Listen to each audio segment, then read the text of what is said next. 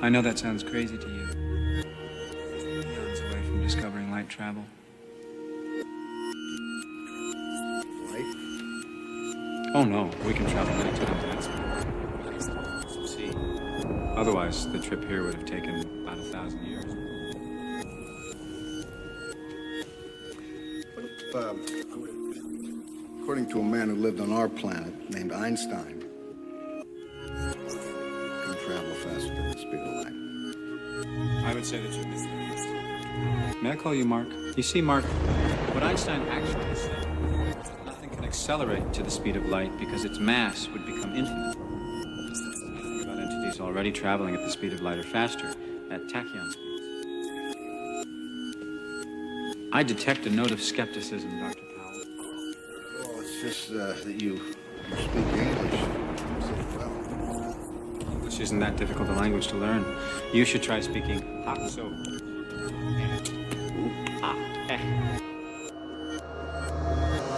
I started as the heretic, passing Mount Everest on my way to the nebulous.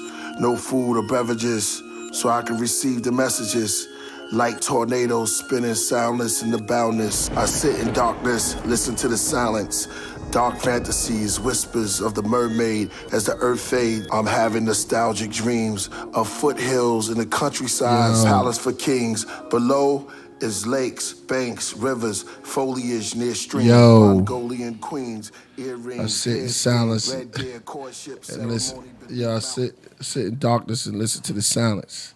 Yo, that's just real talk right there, yo. Shout out to everybody, yo. Welcome to another episode of Killah Priest Podcast, and we here live.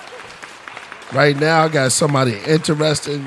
First, before I bring him on, I got a shout out to my man AD is on the plugs, on the 1 and 2 of the rocket ship to Nebula. What's good? What's good? What's going on? Good to see y'all. What's good to everybody out there, yo? And we got this moving around too. To my right, man, I got a great guest tonight, man. We was just kicking it before the show came on. Kris Ransom, make some noise, y'all.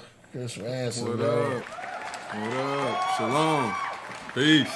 Yeah, man. Yeah, what's good with you, bro? Man, just chilling, man. Thank you for having me on, brother. It's tight, bro. Yeah. Love no what doubt. you be doing, man. Thank you, brother. Thank you so much. We met a couple of times before. You reminded me, man. He's taking me back, right? Yep. Naphtali from Egypt. Neptali, yeah. Shout out to Neptali, man. Yeah, you know Nep. Oh yeah, he ain't with my one of my OG street brothers. Okay. You know what I'm saying? T-Bone. Right. Terrible Bone. I need to shoot you a text so you could be watching this. Shout out to Neptali, Terrible Bone, and all. Yeah, man. Yeah. So what's been going on with you? Man, still just, getting deeper and deeper into this cosmic battle stuff. I had to pump my brakes for a minute, recharge my spiritual batteries, and get elevated to another level with it. You know what I'm saying? I had to take a little time off to help my family too. My mom's that got sick, you know what I'm saying? I had to do that stuff with her. Yeah. And so then, you know what I'm saying? Now I'm just back on a whole nother level. Right? Graduated. That's where we at. We got the cats are coming in right now. Yeah, exactly. See our cats, John Nick is in that place. The chat room, that's the chat room right there. So they come in, man, and it's gonna get, when they get a little bit more viewers up in the building, we're gonna start building. That's We're right. saying a lot of crazy, deep stuff, man, too. You said you had some evidence. And, Evidence, man. I got the slowly gonna flip proof. the world.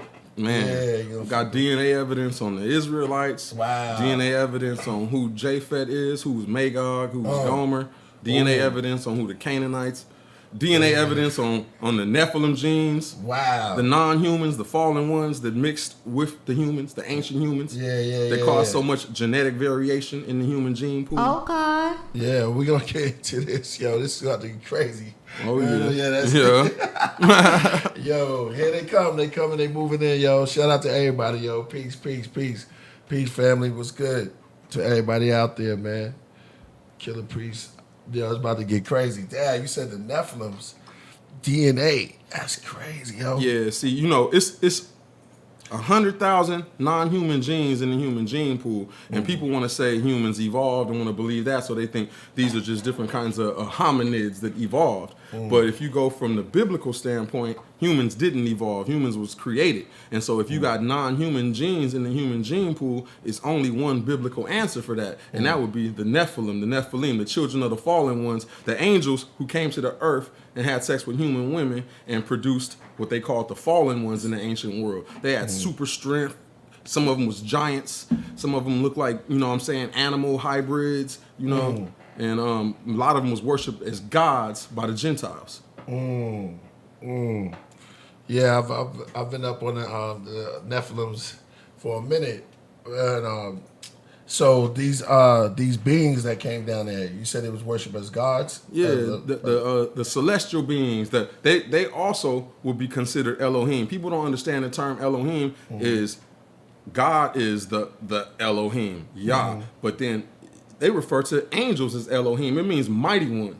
So, they refer to celestial, even humans is called Elohim sometimes, you know what I'm saying? Right. But Elohim really means mighty one. It's translated in the English as God, and it's, the Most High is the highest of all. You know what I'm saying? He is the uncaused cause, but he created the other Elohims, the mighty ones. You know what I'm saying? That a lot of ancients had the Council of 70. There was the 70 elders or the 70 elder gods who ruled the nations. When the nations got divided at the Tower of Babel, 70 principalities ruled over the different types of man. Some people say 72, depending on if you're on the Septuagint or, the Masoretic text.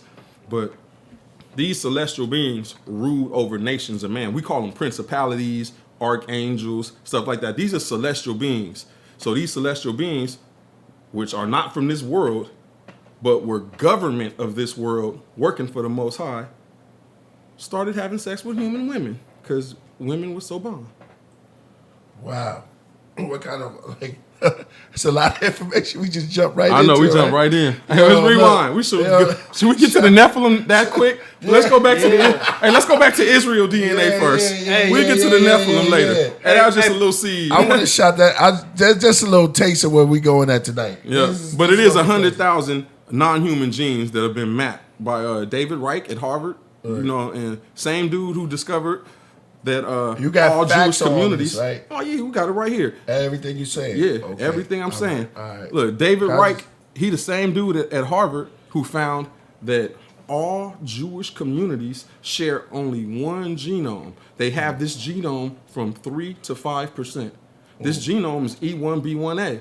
Right. And so African Americans are E1B1A. Jamaicans is E1B1A. The transatlantic slave trade is E1B1A. Why is that the only genome in all Jewish communities? But they only have it to like 3 to 5%. Right. So they had to have it from an ancient point in time, and they say that this is a sub-Saharan African genome. But we know the Ashkenazis ain't never lived in sub-Saharan Africa, so they had to pick up that E1B1 further north. Yeah. And then now they say Ramses III was E1B1. Well, that ain't sub-Saharan Africa. Right. But then they done went over there to Israel and dug up some Israelites and Judeans and DNA tested them now. So it ain't even no debate. Wow. Yeah, wow. Hebrews are Y-DNA-E. E1B1 specifically. Like right here on this one. Is there any way we can show what he's showing right now? What he's looking at? Yeah, if he tells me what I should look up. Maybe because I want the viewers to check it out. Yo, what's good, y'all? What's good? Yo, he just it's like we on a shroom trip right now. Just type in right now Y-DNA E one. Do E1B1, or you could do -EP too. Like E1B1. It just jumped off. We just start swinging, right? Yeah, go right there. The first one, right there. See how it says EP2, also known as E1B1, is a Y human chromosome DNA haplogroup. See, this paternal haplogroup had an ancient presence in the Middle East, but is now primarily distributed in Africa with lower frequencies in the Middle East and Europe. The Y chromosome E haplogroups, their distribution and implication to the origin of Afro-Asiatic languages and pastoralism. But see, you should get off of Wikipedia because some people don't believe that. So we should go to a real scientific source. Go down, right there, that one. That ENCBI one, a new typology of the human chromosome. Go down. And that one. because people would be debating about Wikipedia like it's fake. So then we can go straight to this is the source right here. This is the paper, the research paper right here, where you could see that it's all really for real. And E1B1, also known as EP2. And break down the E1B1. Is that the bloodline, the lineage? That's a Y chromosome haplogroup, meaning you get that directly from father to son, father to son, so father you to son. Just going back. So you just can keep going back. And so the people at home, or in the whip or wherever you at, at the office, you know what I mean? Just so I like to be clear on everything. I know we jumped right back in, but I want to make sure that we do like a proper introduction to who Kris Ransom is. You know what I'm saying? He's a hip hop artist. He's got albums. He's got music. We end up listening to something. I be hyped about this knowledge though too. But I like rapping about the knowledge too. That's why it's cool over here messing with Kris. He be kicking that knowledge on the rhyme. So thanks, brother. Good company, man. We're gonna do it. Thanks, brother. Yeah, man. Nice. It's gonna go somewhere far, man. It's gonna go some deep. Hey, but look Very at this one right interesting. here. The answer to the question, who was closer to the ancient Israelites, rests in the DNA extracted from some 50 bones of ancient Israelites and Judeans, with many more to come. Are modern Jews mostly Middle Easterners, like Oster claims? Hardly. Upon examining the results of 80 Jews from various communities, so he goes on to say how the Jews of Yemen have 15% of the ancient DNA. It says the Ashkenazi Jews have less than 5%. It says this is the only match from prehistoric times to date, but it is reasonable to expect many more to come. All right, here goes. Interestingly, the Y chromosomal haplotypes of the ancient Israelites are typically E1B1 and T1 haplotypes commonly found today in Africa, with lower frequencies in the Middle East and Europe. Same thing is said about E1B1 on the other stuff. You know what I'm saying? This had an ancient presence in the so-called Middle East, but now it's primarily distributed in Africa. So these people actually migrated into Africa, deep down into Africa, and wasn't always deep down into Africa like they are right now. That's how you could have Iraqi Jews and European Jews with 3 to 5% of this DNA, and they ain't never lived in sub-Saharan Africa. Where'd they get it from? Right. They got it from the ancient Israelites. Right. So you say that they migrated there. Yeah, well, after the destruction of the Second Temple. I mean, I know Ashkenazi Jewish rabbi. He said he got it in Hebrew, showing where the ancient Israelites migrated into sub-Saharan Africa. Now, it was like, again, like 70 synagogues in Nigeria that the Muslims destroyed and sold the Jews to the Christians as slaves. Wow. You know what I'm saying? So it's like... No. We Bible prophecy. Exactly. We are proof that the scripture is real, because he said he's going to scatter the Israelites to all the nations of the earth, and we wasn't going to know who we were. We're going to, you know what I'm saying, remember ourselves in the land of our captivities, and we was going to turn back to his laws and statutes and commandments. And then he said he's going to gather us and bring us up out of the captivity. Wow, yo. So we living in it right now. It's going down. Yo. And so, you know, since Nick Cannon getting heat, I could prove what Nick Cannon said genetically. Yeah, let's do that then. Yeah, Nick Cannon, that was kind of crazy, yo. Yeah, because like according to this is an Ashkenazi Jew, Dr. Iran Elhaik. He says that the Ashkenazi Jews have less than 5% of the ancient ancestry, but the E1B1 right now is commonly found in Africa. Right. Okay. Just the same thing like the other one said up here. It said EP2, also known as E1B1, is a human Y chromosome DNA haplogroup. This paternal clade had an ancient presence in the Middle East, but is now primarily distributed in Africa. And see, the thing about Y-DNA-E people, the only people in Africa that got a mutation, they call it a mutation called YAP positive. The only other people that are YAP positive are Y-DNA-D people. That's them people on the Andaman Islands that kill anybody that come over there. They Y-DNA-D. Like half of the Japanese is Y-DNA-D, and people in Tibet. And they got like some like Northeast Indians that got it too. But then so they saying that the Y-DNA haplogroups E and D at some point were one. Right. Because they're the only people that got what they call YAP positive. So the person who discovered the YAP positive, he said that Y-DNA-E people can't really be African, that we migrated into Africa. And I got some other dude from Fudan University in China. He said the same thing. Y-DNA-E actually migrated into Africa because the other people that was already in Africa don't have the YAP mutation that we have, that the Tibet people have, that the Andaman Island people have, and that some of the Japanese people have. Only Y-DNA-D and Y-DNA-E people have it. and is older in Asia. So they said we actually are Asians. We West Asians. But see, the thing is, Hebrew is a Afro-Asiatic. Right. And that's why, like, lately, I've been debating with people about stuff, and they be, like, trying to say, oh, whatever. And I was like, well, look up Semitic. And they say Semitic is Afro-Asiatic. Or, like right here, like, Hitler DNA. Hitler is a white Semitic. Most Germans, they were Y-DNA-R, which is mostly Europeans. They're Y-DNA-R. R1A is, like, the... Magog, Scythians, and all that. R1B is like the Gomer. Could you explain what R is? R is another. Is an R. Y-DNA-R is another haplogroup that they've dug up ancient bones and tested. Is what gene? What ethnic group? It's most of the white people, most of the Germanic white people, most of the Germanic white people, the Celtic white people, the Gauls, all of them. Most of them are Y-DNA-R. It's from what they call like Germanic barbarians. Okay. You know They got a lot of Nephilim blood in them, though, to tell you the truth. Okay. Because they at some point in the Caucasus Mountains, they end up mixing with some super tall, giant blonde type of dudes. Right. And these giant... So you're saying that the Nephilims, not to cut you off, sorry, but the Nephilims that came down were blonde? I don't know how the original Nephilims look, because the angels look, because they can shapeshift and all that. Right. I mean, I see cherubim and Ezekiel with like 4 faces, 4 wings, hooves, a cat. No, you know what I'm saying? You got like seraphim, got serpentine features and all that. I don't know 6 wings and I don't know how they regular form look, but I know they can transform. Calf legs. Yeah, they got calf feet. You know what I'm saying? 4 faces and all that kind of stuff. You know what I'm saying? So, but they could shapeshift. Okay. So then, I don't know how they looked when they had sex with them women, but for some reason, their kids would come out white. Like, even in the book of Enoch, if you get in the book of Enoch, Enoch 105, it tell you that they mistake the first albino for a Nephilim, because the baby popped out white, and they said, he don't have the color of Adam. He don't have the color of man. He ain't the color of dirt. He have to go check and say, oh, my wife must have cheated on me with an angel, because he don't have the appearance of man. He looked like he born to one of them. Wow. And then Enoch ended up breaking it down to him like, nah, he not a Nephilim. He just born like that as a sign, because in the days of Enoch, father Jared, he said that the angels came down and had sex with women, and that's how their kids was popping out looking. Right. And so they associate somebody being an albino at birth being mistaken for a Nephilim. And that's why you got lots of parts of Africa right now, they still think an albino is a demon or some kind of supernatural being. Right. Because they still got a long history from the ancient world. I do see, like, what was the movie? Stigmata. Oh, it was one of those movies that had the albino. Even in the Matrix. And even in the Matrix. They have some stuff about the albino, the twins with the blonde locks.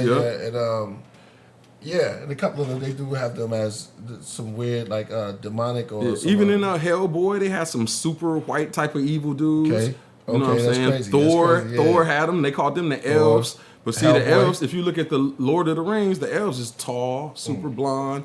You know, elves and fairies and all that stuff come from Nephilim legends. And even Bigfoot is a Nephilim. Bigfoot, it's a type of Nephilim that was giant and hairy, like ape men. And then they had regular sized ones that was ape men. They called them Neanderthals. You know what I'm saying? But they had giant hairy ape men. And see, the first generation Nephilims, when they died, according to the book of Enoch, they become evil spirits. That's the difference between a fallen angel and a demon. A demon is the son of a fallen angel and a human woman who at one point walked the earth as a Nephilim, and now he ain't got no body no more, and he roaming the earth looking for a body to inhabit to do all his wicked stuff that he like to do. And who's this again? The Nephilims.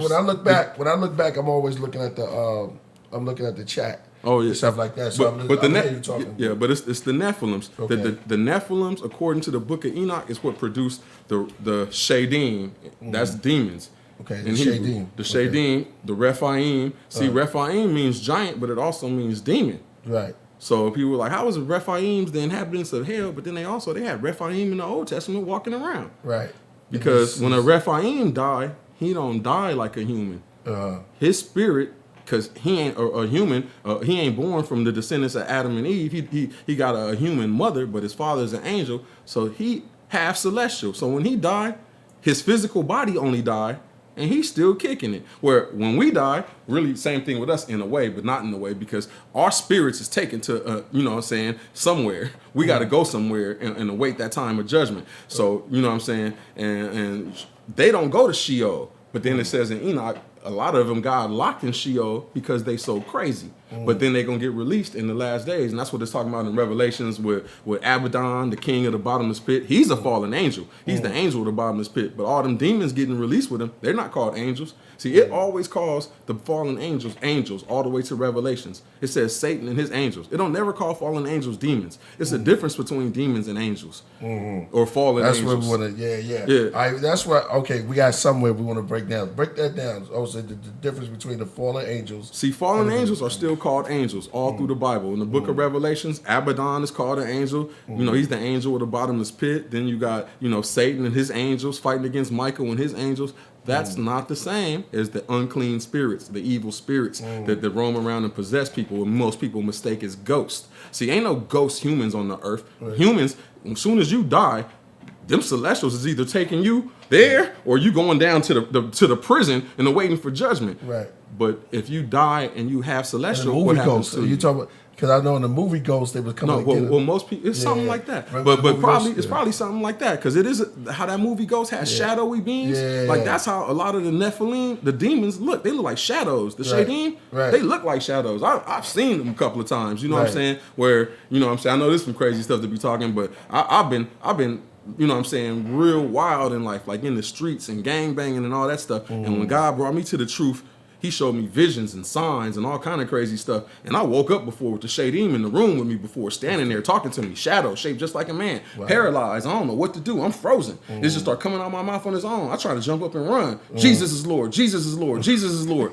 3 times. Then I could move. I jumped up, ran and grabbed the Bible, opened it up to Mark 16 and said, in my name, you will cast out demons. I said, that was a demon. And then from there, I was convinced this stuff is real. And then he just been convincing me from there. You know what I'm saying? That's why I was still like gang banging out streets. I never even heard the name like Yeshua or no Hebrew stuff. All I knew was Jesus, but it was coming out of my mouth. I wasn't even trying to say it, but it was a shadow shaped just like a man standing there, and I was paralyzed. And he was talking crazy. I couldn't understand what he was saying. It was a crazy type of language. Right. You know what I'm saying? And so then, well, that's deep because when you take it back to the disciples, one of them had a sword, right? One of them had chopped off the dude's ear, and then he put it on. So he had some arms, you know what I mean? You could say I still be messing with the heat. The Lord say sell your coat and buy a cloak. Right. He said sell your cloak and buy a sword. Right. So if you got a jacket and you don't got a pistol, you need to sell that jacket according to Jesus, and you need to be armed. If you listening to the Mashiach, Yeshua said sell your cloak and get you a weapon. Get some heat. You know what I'm saying? They be out here talking some other stuff. I'm like, nah. Yo, what's good? Y'all coming in the building. If y'all just coming in, it's on and popping right now. We Kris, man. It's real true. I hit the shooting range. I be practicing. You better learn how. I'm telling you right now, you better learn how to make you a ghost gun. But we'll talk about that on another one. We don't want to get in trouble. That's what I'm talking about. But you better learn how to make you a ghost AR. Right. It's the end of the age. Right, no, that's deep. No, that's true. we ain't gonna take the kingdom by violence, but we still got to protect ourselves and protect our loved ones and be ready for action if it go down like that. We ain't supposed to let somebody just break in and rape our kids or whatever. Right. They got to get it. Right. The concept was always like in the concept back in the days. It's always like going to church and stuff that it wasn't like. They programming you to be timid and get ran over. Yeah, it's like a little bit more timid. Yeah, stuff like they on that. some other stuff. Yeah. But they putting a lot of nonsense in people's head. Right. They halfway teaching people to worship Canaanite gods at Sunday church. I mean, not even halfway. The gang of the stuff they doing is Canaanite gods. Right. Like give me a example. Christmas. Yeah, Christmas. Come from Roman Saturnalia. Yeah. Saturn is the god Kronos. Saturn, who the Romans call Saturn, the Greeks call Kronos. Wow. But our people, in the Canaanites, we call him Molech. Right. Saturn's son is Jupiter, or the Greeks call Kronos' son Zeus. Wow. But we call Molech's son Baal. Same God. Lightning bolts, got the helmet, throw lightning storm god. Baal is Zeus. Is Jupiter. Molech is Kronos. Saturnalia, Christmas, that's Saturnalia. So they worshiping Molech. You know what I'm saying? So which is a Canaanite god, but in Europe, you know what I'm saying, it's Kronos. In Northern Europe, he Odin. His son is Thor. He's still lightning bolts, all that with the helmet, same thing. You know what I'm saying? So Thor, and then that's Baal. Right. So You know those what I'm are saying? the false gods. The false gods. Are they? Do you think they're connected with the Nephilims? For sure. A gang of them is Nephilims. Right. Yeah, that's mostly what they are. Nephilim. Right, See, the right. Titans, the Greek Titans, Right. that's Nephilim. That's the Greeks called Nephilims Titans. And the Olympians was the children of the Titans. So they was demigods. Okay. You know what I'm saying? They wasn't, but Titans, the original Titans, they was born from heaven and earth. Right. You know what I'm saying? So they came from celestials. And then the rest of them that came after them, they had to keep, all of them were born male, so they keep after having sex with human women, so they would get watered down every generation. And where do you think they are now? Like who you identify them as these children of the Nephilims? Well, eventually, pretty much the whole world ended up getting mixed with the DNA of the Fallens, where I wouldn't say they're direct children of the Nephilim, but they have a degree of Nephilim DNA, which science calls Neanderthal DNA. Like, Nephilim. yeah, like we could look at. Let me go to the. Yo, it's on and popping right here. Let me go to this Neanderthal. Somebody said Mars, Wars, Peace, Africa. Look right here. Clash of the Titans. Yeah, this is getting heavy. Yeah, see, people don't know Clash of the Titans. See, remember, that's supposed to have happened in Israel. See, that's supposed to be happening in Tel Aviv. Cassiopeia, who's supposed to be the most beautiful woman, she's supposed to be black. They called her, because the Greeks called anybody black Ethiopian. So they was calling the people in Tel Aviv at that time Ethiopians, even though they weren't from the country we now call Ethiopia. So Cassiopeia was supposed to be an Ethiopian queen. Her daughter Andromeda was an Ethiopian queen. And Cassiopeia was supposed to be the most beautiful woman in the world, where the god Poseidon, who we would call Yam, the god Poseidon got jealous because of his daughters, which was Nephilim generations down. He probably was a Nephilim too. So then he ended up going, and that's what the Clash of the Titans is supposed to be about. But so the thing is, if you look up Andromeda and Cassiopeia, they supposed to be Ethiopians, with the movie making white people. But the dude Perseus, who come to rescue him, his daddy Zeus, so he's a Nephilim, son of a Nephilim. That's and then the right. Titans is Nephilim. So that's a whole stuff about Nephilims messing with regular people. You know what I'm saying? In the Clash of the Titans. But back when the Nephilims was holding it down, if they came to your town with superpowers and super giant and all that kind of stuff, and they said, give us your finest chicks, people was complying. Plus, most of the people was worshiping them. Right. They was calling them gods. They thought they was divine. They didn't know that they had a spark of the divine because their parents were celestial beings, but they actually was on some off-brand stuff. They wasn't, you know what I'm saying, they was against God's will. They was corrupt, you know what I'm saying? And that's why they had so much corrupt practices. I mean, we could read about this. They got stories about them all over the world. I got Chief Rolling Thunder of the Comanches talking about the 10-foot tall white people that used to roll in America. They had the mounds. They had them in South America. They had them in Mississippi. They had them all over the world, in all kind of different cultures. You can pull some of them up too, right? Because I think I did see something where they had giants in some of the First Nation literature. Yeah, that's it's all over. They got a people from Nevada called the Paiutes. They exterminated a race of redhead giant cannibals. See, because a lot of the giants was cannibals and homosexuals. They was on some freaky stuff. I got a story from South America. They talking about the giants was over there acting so bad and doing such crazy practices that they said that the gods had to come from heaven and destroy them because the people couldn't handle them. They was too vicious. If you're gonna see more evidence of giants than you will dinosaurs, straight up. You're gonna find bones and bones and bones of giants, but look up dinosaurs. A couple here and there. Oh no, we can get on the dinosaurs too. See, that's some nonsense. Ooh, okay. See, this is what happened in the 1800s. A lot of Europeans discovered stuff, and they made up. Write down some of my questions. They made up new names for stuff that ancient people already knew existed. Like, see, they got a T-Rex bone they found. They say it's supposed to be 75 million, 65 million years old, right? But the T-Rex bone got red blood cells and soft tissue. That's what I'm saying. What's the half-life of carbon? Like 5,370? Something like that, or 5,730? So in 5,730, or is it 5,370? One of those. In that many years, the carbon in any organic matter is going to be cut in half.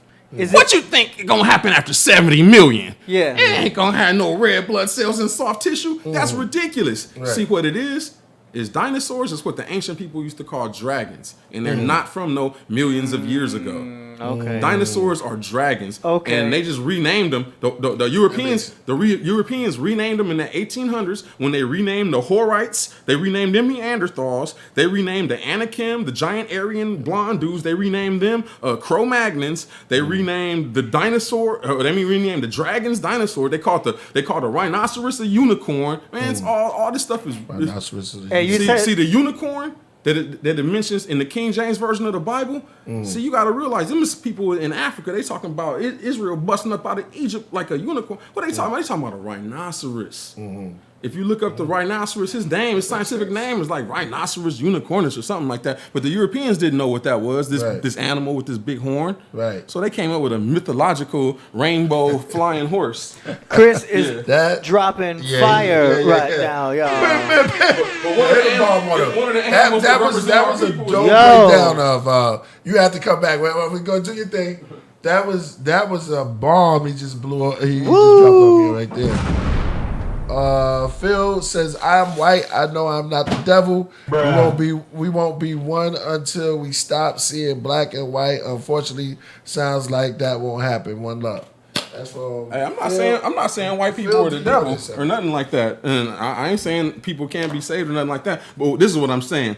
In total, Professor Reich's team located 100,000 genes that originally belonged to Neanderthal genomes, but penetrated the human genome, thanks to our frisky ancestors. That means sex. So humans was having sex with something else, and it's 100,000 genes in the human genome now. Look, researchers believe that darker skin and hair color came from the human gene lines, whereas genes yielding red or blonde hair and lighter skin complexion came from Neanderthals. Perhaps that explains regions such as Scotland and Scandinavia, where Neanderthals are believed to survive the longest, have the highest rates of red or blonde hair and fair skin. And I'm saying from a biblical perspective, that's Nephilim. Right. And right here, for example, the Neanderthal version of the skin gene POU2F3 is found in 66% of East Asians, while the Neanderthal version of BNC2, which affects skin color among other traits, is found in 70% of Europeans. National Geographic.com news: Neanderthal genes, genetics, migration. Yeah, you just break it down. He just break it This down is fast. facts. Yo, I've never seen the chat room move so fast since we had Oceana. Somebody said, "Oh yeah." Somebody said, "I need some DMT." Shout out to Jason Sanchez. Yo, it's on here. Yeah, man. Oh wow. So look make sure we right. pull up. You got the dinosaur bones and the giant bones, right? Look, Correct. ancient humans had sex The rhinoceros with still mystery blew. species. New DNA study shows ancient genomes, one from a Neanderthal and one from a different archaic human, Where you reading from, bro? Denisovans. This is off of Huffington Post, but suggests the interbreeding between human. But I want to get to this part. What it begins to suggest is that we're looking at a Lord of the Rings type of world. That there were many humanid populations. So it's saying back in the days it was like Lord of the Rings.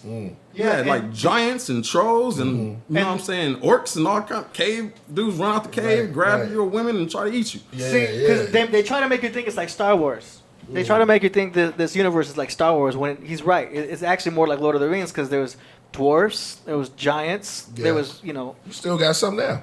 Yeah, you got people with the genes still. You know what I'm They saying? got But it's the only like a ancient pigments. small, and we don't know how much all these people have. They ain't DNA tested everybody. I mean, I seen this one dude. If I could bring up this picture, this Bring European it up, politician. He was boxing for a while, and he's a politician. Ooh, he looked clearly like he got some giant in him. Yeah. Yeah, but that's what the Nazis was on. They was trying to find the bones of the ancient giants and the DNA of the ancient. They thought if they can get enough blonde white people to have sex, they're gonna eventually produce a Thor or some kind of Aryan Superman. Don't you? That's why they had the breeding programs. That's why they had breeding Smith, programs.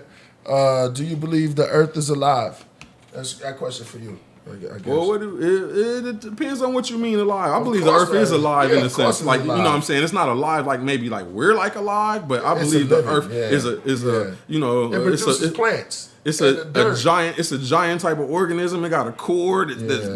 that's flaming. You know what I'm saying? And I mean, like it says in the scriptures, you know, the earth don't like certain stuff that happen on it. The land will spit you out if you do certain stuff in certain places. And you know what I'm saying? The earth, like I said, the earth is groaning for the manifestation of the sons of God, and it's having birth pains where the earth is going through, you know, turmoil. Because it doesn't like what's happening on it, where you got earthquakes, plagues, all this kind of stuff is supposed to be birth pains.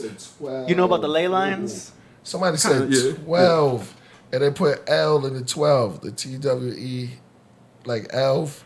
Oh, that's 12. crazy, like the 12 tribes. But the scriptures say the earth is groaning itself for the manifestation of the sons of God. It's having birth pains. And it's birth pains, like the Mashiach said, you're going to see, he said wars and rumors of wars. Then he said it's going to be earthquakes, famines, pestilence. Look at that word pestilence. Sounds it's talking like about disease. Sounds Exactly. like we is like getting closer. Yeah. See, and with the birth pains, it's like means labor pains. So when something about to be born, the labor pains can happen more frequently and be more intense. So that's what's going to be going down right now to the end of the age. All the stuff that's been going on, earthquakes and plagues and stuff, it's going to be coming now more and more intense.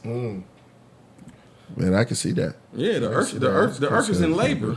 Yeah, because it's from the birth, the kingdom of Israel. Wow, and man, yo, you dropping so yo. You was telling me something before we got on it. We gotta get back to that. I mean, we're gonna jump around, y'all, because there's a lot of stuff.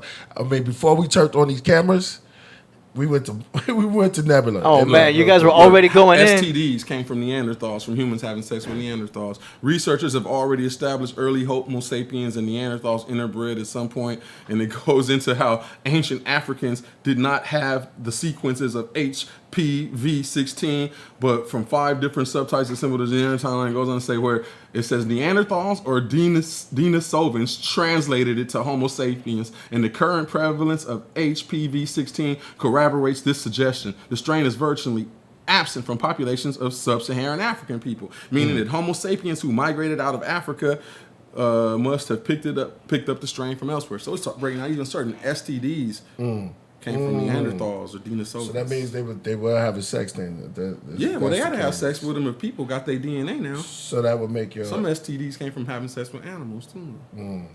People was on some crazy shit. They said the Nephilims was extra crazy. They poked anything.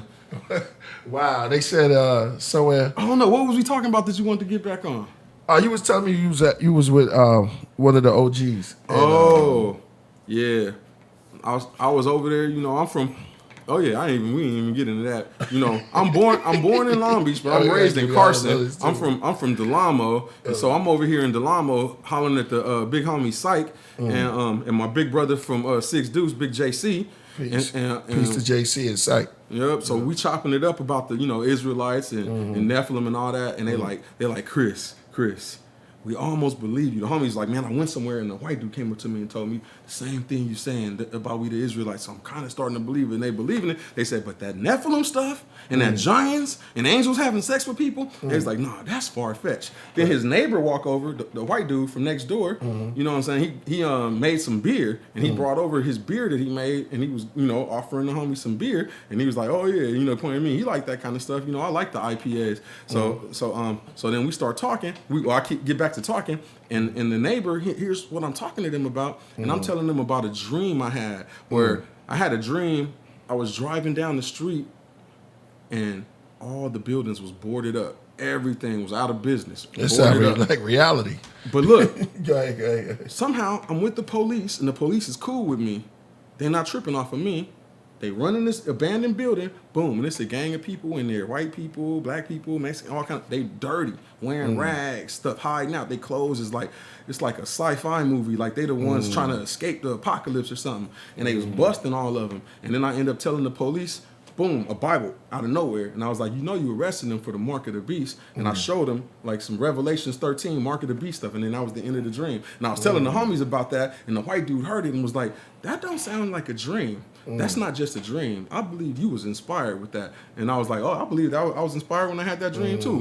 And then we just started, chopping it up a little bit. And he started kicking some secret society type of stuff. You know what I'm saying? Some of them organizations type stuff. And I was like, why would you follow them? They follow the Nephilim. He looked at me square in my eyes and was like, I am a Nephilim. I tell my kids, be happy. You got blonde hair. You got angel blood. He was like, Kris, he was like, we already know this. He said, we have meetings about this. He said, this is the ultimate secret of the secret societies. He said, we run everything. He said, we run politics, government, military, entertainment, woo, woo, woo, woo. He said, Kris, he said, as long as don't nobody believe you, you safe. But next time you talk to me about this, cut your phone off. Because every time you talking with your phone on, they can hear you. And he's like, I didn't know I was going to make a new best friend today. He was like, man, this is crazy. I'm tripping off. He's just happy that he talking to me, somebody that can relate to it. But he said, oh, you ain't got nothing to worry about as long as nobody believe you. He said, but it's true. He said, we know angels came to earth and had sex. He said, everybody on earth was black at first. And when they came to the earth, they had sex with black women and produced giants. And he said, we know we come from a giant. He said, I know I come from a giant redhead dude that came to the village. He said, our family has passed it down from generation to generation. We know. He's like, I know I come from a redhead giant. And I'm like, what? He's like, yeah, I'm Irish. We're going to start just breaking all that stuff down, the Masonic stuff. And I'm like, what? He said, yeah, man. He said, everything you saying is real. He said, you safe as long as don't nobody believe you. He said, you can talk to me about it, though. He said, I like talking about this stuff. He said, you're my new best friend. I'm like, what?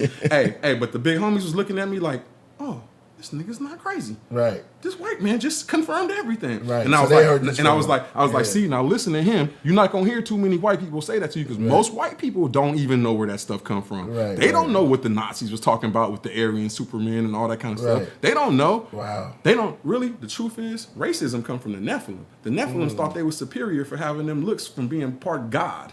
So and they hated on regular. I mean, they would eat regular humans, like you know what I'm saying. It's like they was like you like an animal. Right. That's where the racism comes from. That's where blonde hair became superior and blue eyes and all that. It came from the Titans, the Nephilims.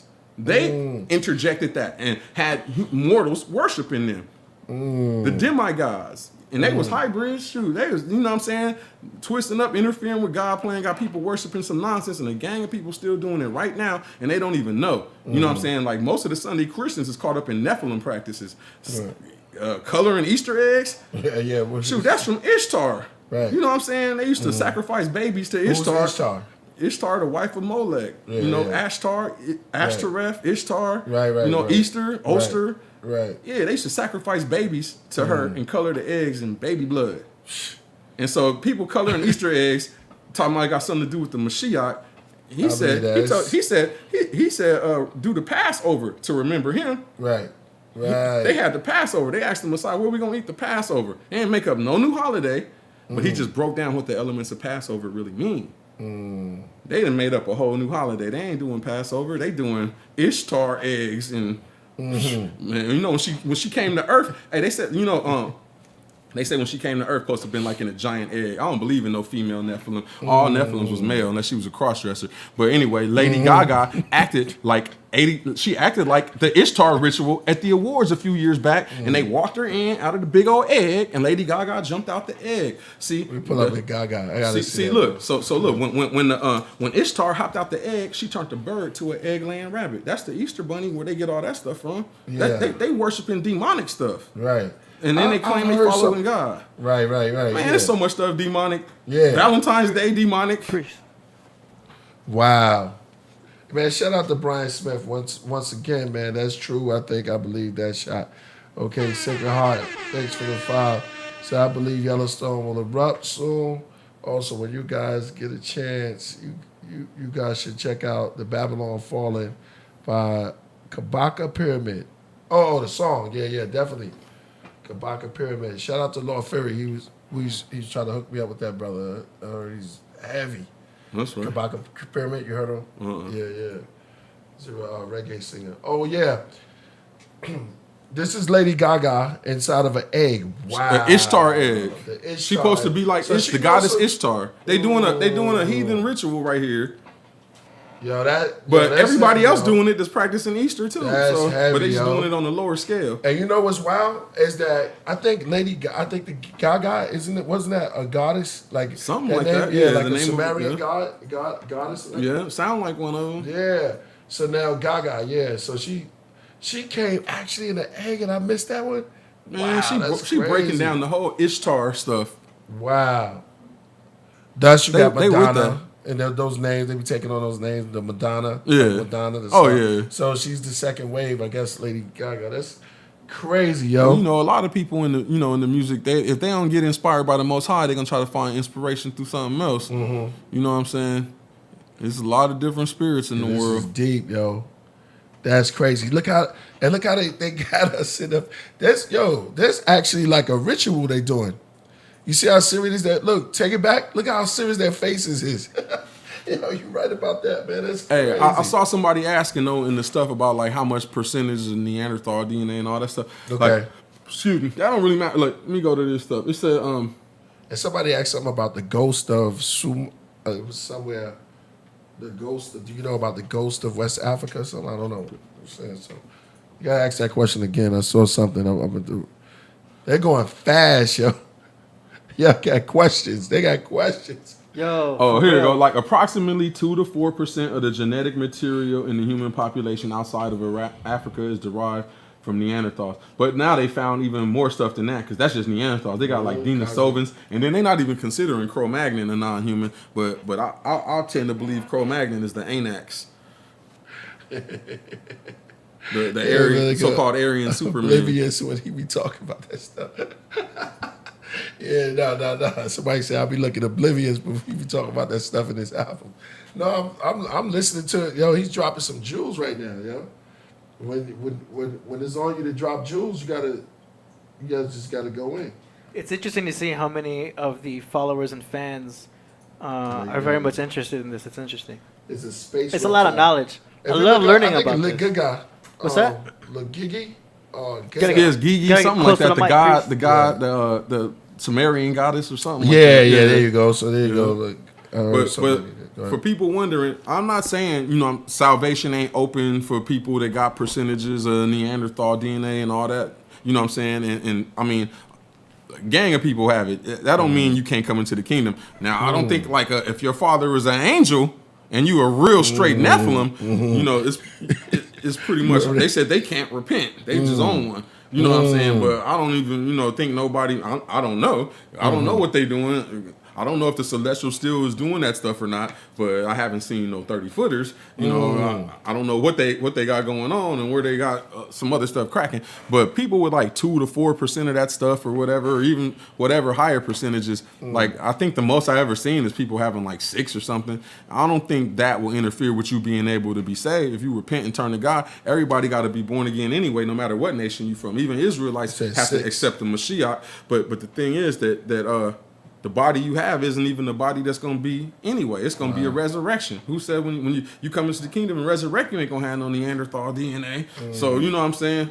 But that little bit of Neanderthal DNA is not going to keep people from coming to the kingdom. Almost all the nations have it. There's only a few people that don't, mostly E1, B1A people in sub-Saharan Africa. Even like me, I'm only 80% sub-Saharan Africa because my mom's like 96%, but my father, even though he still was E1, B1A, I got like 20%, like 18% or something of non-African DNA from the DNA test. So because I got that, and I got that DNA in me somewhere, so that means somewhere in there, some of that stuff is floating around because I got some of them people. Almost everybody from the slave trade and stuff got a little bit mixed up in them. But that's not going to keep you out the kingdom or nothing. It's not going to keep people from Europe or Asia, whoever, Australians who got that stuff in them. It's not going to keep y'all out the kingdom. Because the thing is that, you're not a full-blooded Nephilim, which means your father is an angel, hopefully. But I don't know if they got some of them around still. Yeah. You mean your great ancestor? Yeah, but they have some of that ancestry somewhere down the line. But see, like my mom, she took a DNA test and it was like, she was like 96% African, and it said she had the least amount of Neanderthal in the whole database of 23andMe. They said everybody got more Neanderthal than her. But then my dad, when he did it, he had a lot of British in him through through the slavery and stuff. So even though he's still E1 B1A, his Y-DNA, he still got mixed during the slave trade. So that brother took a test and got 88%.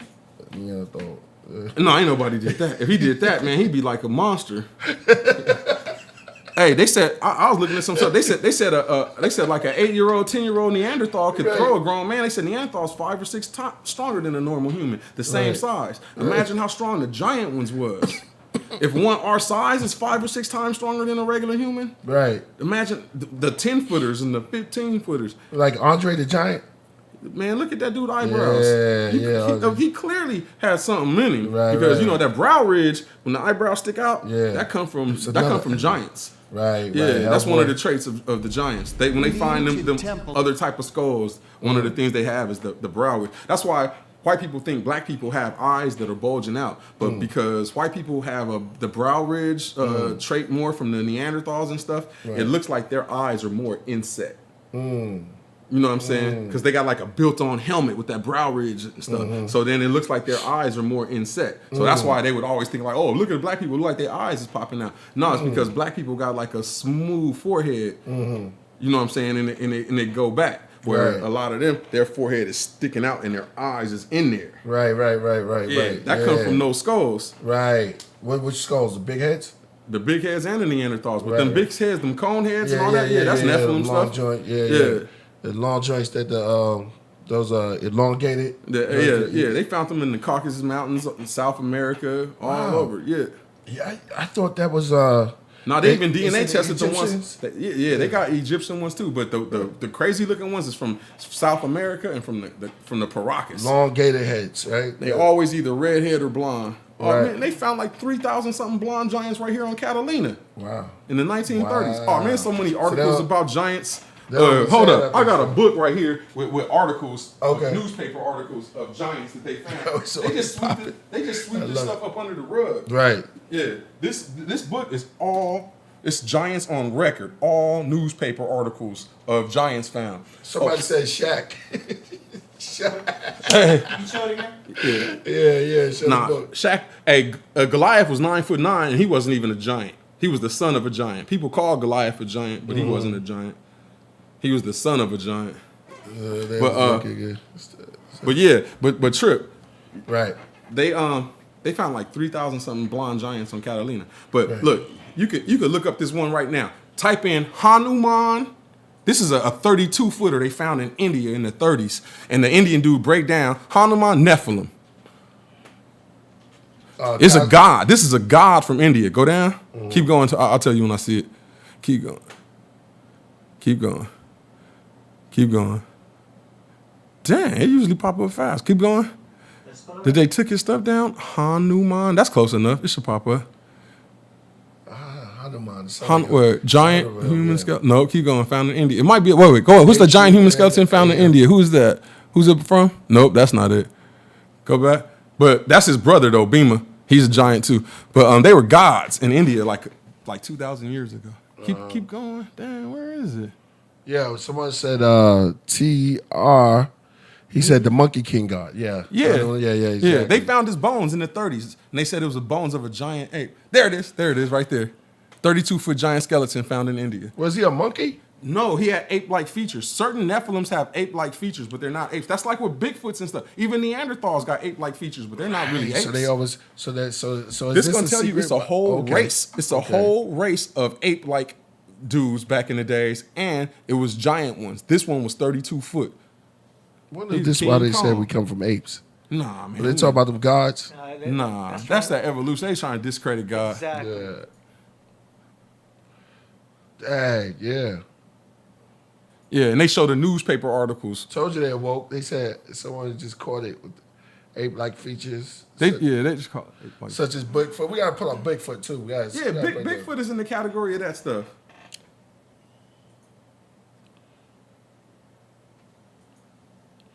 All the Channel Island. He's showing all the newspapers that had it up in it. And he breaking down how Hanuman's father was a god. Now he's showing it was a whole race of ape men. But he said Hanuman's father was a god. His mother was a human. Wow. Ape-like giant gods.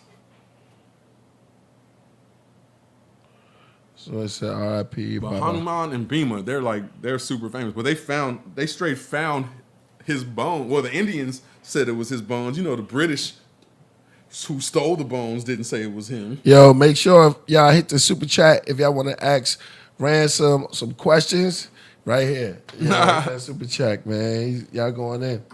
He going in. At the screen, see, look, at the screen. Some of us coming from Sasquatches. That's dope. Yeah, that's heavy stuff right there, man.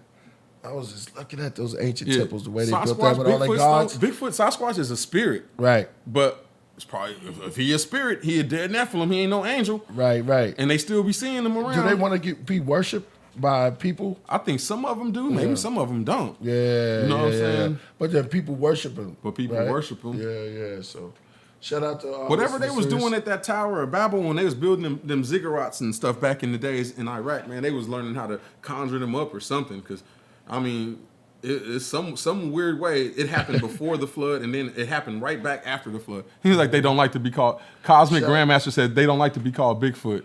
Oh yeah, that's right. What they like to be called. Shout out to Sasquatch. Mr. Mysterious. He says, "I got that rocket to Nebula on a magnificent interview. I thought Lucifer and the angels were going to have a supernatural shootout." No, that's no Wait such till part being as two. Lucifer. That's a made up Yeah. name. Lucifer is a Latin word. It's not even in the Hebrew Bible. And it's no Latin in the original Hebrew text. The Hebrew word right there is halal. It means light bearer, and it's not even a name. It was just talking about a job, but it was talking about the king of Babylon right there. But it's metaphorically talking about the devil too, I guess, or maybe like a. But it's really They literally just dropping talking it about now. the king of Yeah, Babylon. they on it now, yo. Yeah, there's no Lucifer in Hebrew. That's Latin. Somebody said, "Go Becky." Yeah, the Go Becky tip. Oh, go tipping. Becky. Yeah, so they Go know Becky something. tipping. Yeah, that's over there in where they got them big old rocks that. Yeah. I wanted to go check it out when we went out to Turkey. Yeah, I wanted to go. See, look, Tate Man said Lucifer is a Latin cover-up invented by Masonic scriptures. Yeah, Lucifer is not in the ancient Hebrew. So you just call it on the name. So let's go for them devil worshippers too. You know Oh what I mean? yeah, they Same don't know what they doing. They probably, Luciferians, yeah, that's Yeah. what I'm trying to talk about. Luciferians, exactly. So they just named themselves after something totally different. You said something else. I got to remember too. unicorns, rhinoceros. That was incredible. Yeah, build on that. It wasn't that one.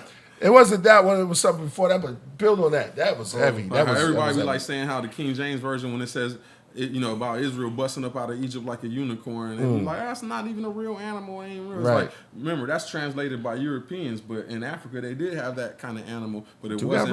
rhinoceros. It was not a horse with rainbows and a horn. It's actually a rhinoceros. And if you look up the scientific name of rhinoceros, it's like rhinoceros unicornus and rhinoceros monocornus and all that, because they got some with two horns, some with one horn, or whatever. That's So the real That's unicorn, hard. the real unicorn That's is the hard. rhinoceros. But somehow when the knowledge got to Europe, they never seen a rhinoceros, so they made up a horse with Right. a horn running around. It's super Interesting. powerful. Nah.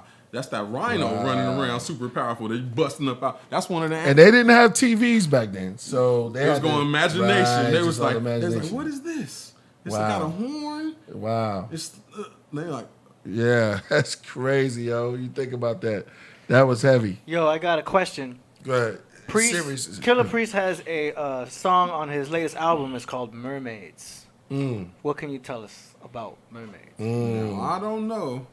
But End up it's following some, them. It's some people. It's some people that believe that they had kind of like Nephilims with water type of stuff too, because they Yeah. got gods like I believe Dagon that they worship. The Canaanites worship, Yeah. where he was like a man, half fish. Right. You know what I'm saying? I think Right. they supposed to be some of his children or something like Aquaman. that. But I don't know. I don't know if that stuff is real or Right. not. But I know it was people worshiping gods Right. that had those kind of features. Well, yeah, they have different versions. You have the Greek version of the water god. Yeah, right? that's Then you have they got the what they call him Poseidon. Poseidon, yeah, Yep. Poseidon, yeah, Poseidon. And that's Zeus' brother. You have So right. he's a so one Nephilim. skies, one earth, and then you have the Enlil and the air. One's the earth, or one's the sky, the other's the water. Yep. So they have some. So yeah, they got Canaanites some. worship the water one too, but instead of calling him Poseidon, they called him Yam.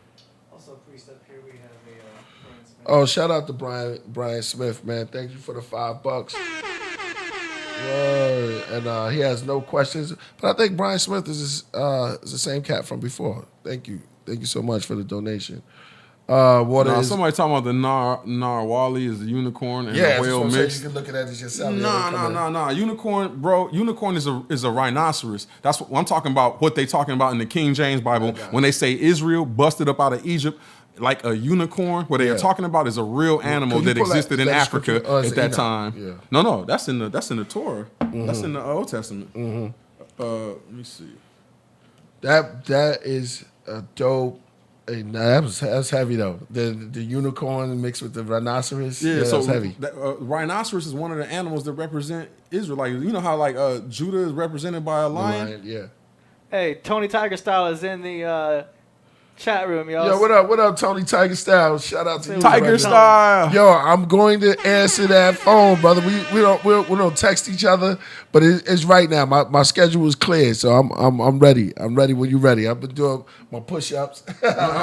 Word, so I'm ready. I know you've been hitting me. I told him we got that Snapchat. Yeah, it's true in the Bible. Okay, so where we was, man? Because we're going far. We're going traveling. I know we're just touching on a bunch of stuff. A bunch of stuff, bro. What you want to get back on? Oh man, we had to book the Giants. So let's just go ahead.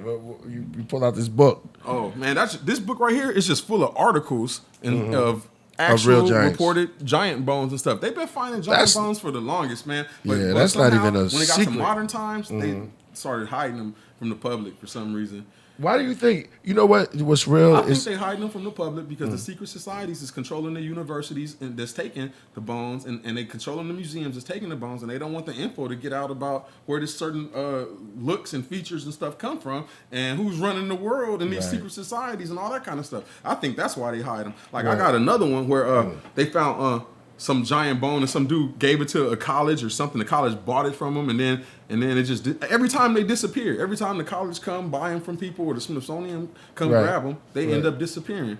And then they said some fraternity had one of them in their little fraternal lodge and they was using it for their little rituals and stuff. You know, they probably trying to call on their ancestors, give me your power. Or you know what I'm saying? You never know, yo. Yeah. You never know. For sure. Yeah. I mean, shoot, you heard they talking about the what is it? The ones who eat the little they eat the part of your brain. They eat the you know. With cannibals? What? No. The secret society dudes, and they eat a certain part of people's brain. They eat Adrenochrome?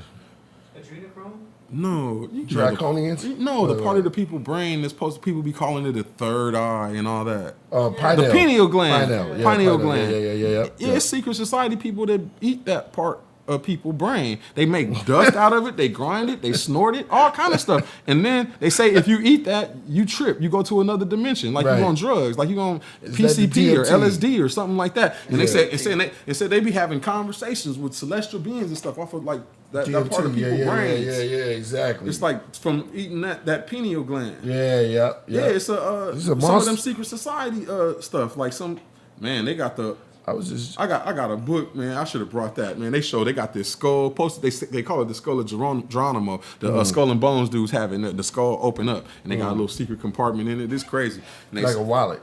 Yeah, but it's a whole big skull. Yeah, and he had a weird looking skull too. So they probably thought he was a Nephilim, so they wanted to worship it. A treasure chest. Man, shout out to Mr. Mysterious. I like that name. Hey, Dion Hampton. Hey, that's my homie. What's up, Dion? He said Smithsonian. Yeah, it's the Smithsonian. It's the Smithsonian color up. The cover up. Shalom, maniac. Yeah, thank you, brother. Yeah, it's something for you. Yeah, it's on tape, man. It's on in here. Geronimo's brain. Yeah, it was like a. It was a skull. The pine cones because I think the pineal gland is shaped. Like the pine cone. Like a pine cone. So y'all can look that up. Yeah, for y'all at home, y'all can look that up. It's some so now you can now see the difference. Giant blood. Yeah. Giant dudes was eating that part of the brain for some like supernatural stuff. Right. Like they would get a supernatural trip. Or a trip off that. And the more condensed part, of it now, they extracted it and called the DMT. People be going to the other dimension off the DMT. Yeah. I see Joe Rogan, Mike Tyson, they all be talking about the DMT. Yeah, the toad and stuff like that. Yeah, lick the frog in South America somewhere. What do you think about that? I'm cool. I ain't licking no frog. He ain't kosher. Exactly. So some guys is just that shit, man. Yo, we got viewers up in the place to be, yo. Let's get it all the way to 130. I think this is going to go to 130. We have 117 right now, so it's up there. Shout out to Dion Hampton. Sasquatches collect pine cones. Government 144,000. Clutch League 6. What's going on, Oso? That's my homie Oso. Oh, yeah. Shout out to Oso. DMT. Yeah, I think they do smoke it. I told you. What's up, Deontay? Got you, Chris. Yeah, exactly. Man, yo, this is. Man, this is so raw. I didn't put no notes down because we're gonna have to probably talk about one part on another show. We have to, exactly. Later on down the line, exactly. And then another show. I like the E1B1. Let's get back to the Israel, huh? Yeah. E1B1 traits that you said because you got records that facts about these things in the DNA and the proof that that we are lineage and linked to these ancient people. Yeah, because if you look at the how it works, like how it says E1B1 is the origin of Afro-Asiatic languages and pastoralism. Hey, the trip is Hitler was E1B1B. And so they saying, look at this stuff about Hitler. Relatives of Adolf Hitler were tested by geneticist Ronnie Decourt, I don't know how to pronounce it, and concluded that the Reichsfuhrer belonged to haplogroup E1B1B. Ironically, this haplogroup is believed to be the forebearer of Afro-Asiatic languages, which include Semitic languages and people Hitler despised so much. And then it says HTTPS with a / twice haplomaps.com haplogroup E. Yeah. And so bang, they saying Hitler wasn't even a real German because they're Y-DNA-R. Hitler was a white Hebrew. He was E1B1B, which is still a Hebrew, but it's not E1B1A. Wow. See, E1B1A is the one that they find in all the Jewish groups. So that could be Esau. Wow. Or that could be that's Moab or right Ammon, to my question. But most of the white people is not Esau. Most of the white people that rule the world right now. Ask you that. Yeah. You know, like we under the fourth beast or the fourth kingdom. Okay. You know, it goes Babylon, then Persia, then Greece, then Rome. Then Rome divided into the 10 kingdoms, the 10 horns. And that's what we call like Western Europe. And that's who went all over the world during their colonialism, imperialism, and they devoured the whole world. That's why everybody in North and South America is either speaking like English, French, or Spanish, or Portuguese, or some of that stuff. Right. It's that the Western Europeans are the 10 horns that came from the Roman Empire. Like they they politics is democracy. That's, you know what I'm saying, some Greek philosophy. You know what I'm saying? Like you can't elect God. King David didn't get elected, but you know who got elected? Satan, by them fallen angels. 1/3 of the angels follow him. See, you can vote for Satan, but you can't vote for God. Right. God he ruled, he run it. You know, the King David, he didn't get voted for it. The prophet Samuel went and anointed him. Boom, he's king. You know what I'm saying? But that Greco-Roman, I mean, what's his name? Plato and Aristotle. I think it was Plato. They got one of them got a book on it about. They wrote about it why democracy can't work, because in democracy sooner or later you're gonna get a good con man that's gonna be able to trick people to vote for him by just telling them what they want to hear. And this is like Socrates, I think. It's either Socrates or Plato. I don't know. I got it on my Facebook somewhere, though. Yeah, it sounded like Socrates. I think it's Socrates. Yeah, you might have just hit it right when you said it. Yeah. Because it felt right. But he said the problem he had with democracy is all it takes is a good con man to get a gang of people to vote for him. And next thing you know, all he got to do is tell them what they want to hear. And like a demagogue, Hitler got voted in, you know what I'm saying? Then he took all the power, So it's like, you can vote for people that's telling you what you want to hear, and then he can flip it on you. So, but you know what I'm saying? This form of government right now, of the Fourth Kingdom, or of the Romans, you know what I'm saying? So this is still the Roman Empire. Okay. But the Roman Empire divided into a bunch of little Romes. Right. And what prophecy is that? Daniel 7, like Daniel 7, it breaks down the 4 beasts. Right. Daniel 2, King Nebuchadnezzar has a dream about a statue, where it breaks down the 4 sections of the statue. Right. It's the same as the 4 beasts. I saw it. And then Revelations. Cats at home can look up. If y'all at home, it's too much to pull that up. Yeah. But you can look up the Daniel 2. Yeah, Daniel 4 beast prophecy, right? Yep, the 4 beast prophecies in Daniel 7, and that's the same beast in the book of Revelations, because the first beast is like a lion. The second beast is like a bear. The third beast is a leopard with 4 heads and 4 wings. And the fourth beast is the exceedingly dreadful beast with the 10 horns. Right. But if you add up all those heads, that's 7 heads. Because the third beast has 4 heads. So then you got Babylon, Persia, the 4 heads of Greece, and then Rome. That's 7 heads, and all 10 horns are on Rome. But the 4 heads it comes back. Yeah, the 4 heads of the Greek Empire are when Alexander the Great died. His 4 generals divided his kingdom. One of them, named Ptolemy, he took Egypt. Yeah, so Ptolemy in Egypt. Yeah, Ptolemy is the first Greek ruler of Egypt. Right. Cleopatra is his granddaughter. She's not a real Egyptian. Right. She's the granddaughter of Ptolemy, the Greek, Okay. who was a general of Alexander the Great. Right. Yeah. So Cleopatra wasn't even Egyptian. She was Nah, but they married into Egyptians, so she got mixed. But her male ancestry goes back to Ptolemy, one of the generals of Alexander the Great. I know she was getting high a lot. Yeah, but then you Mark had Anthony. They was getting high off of opium.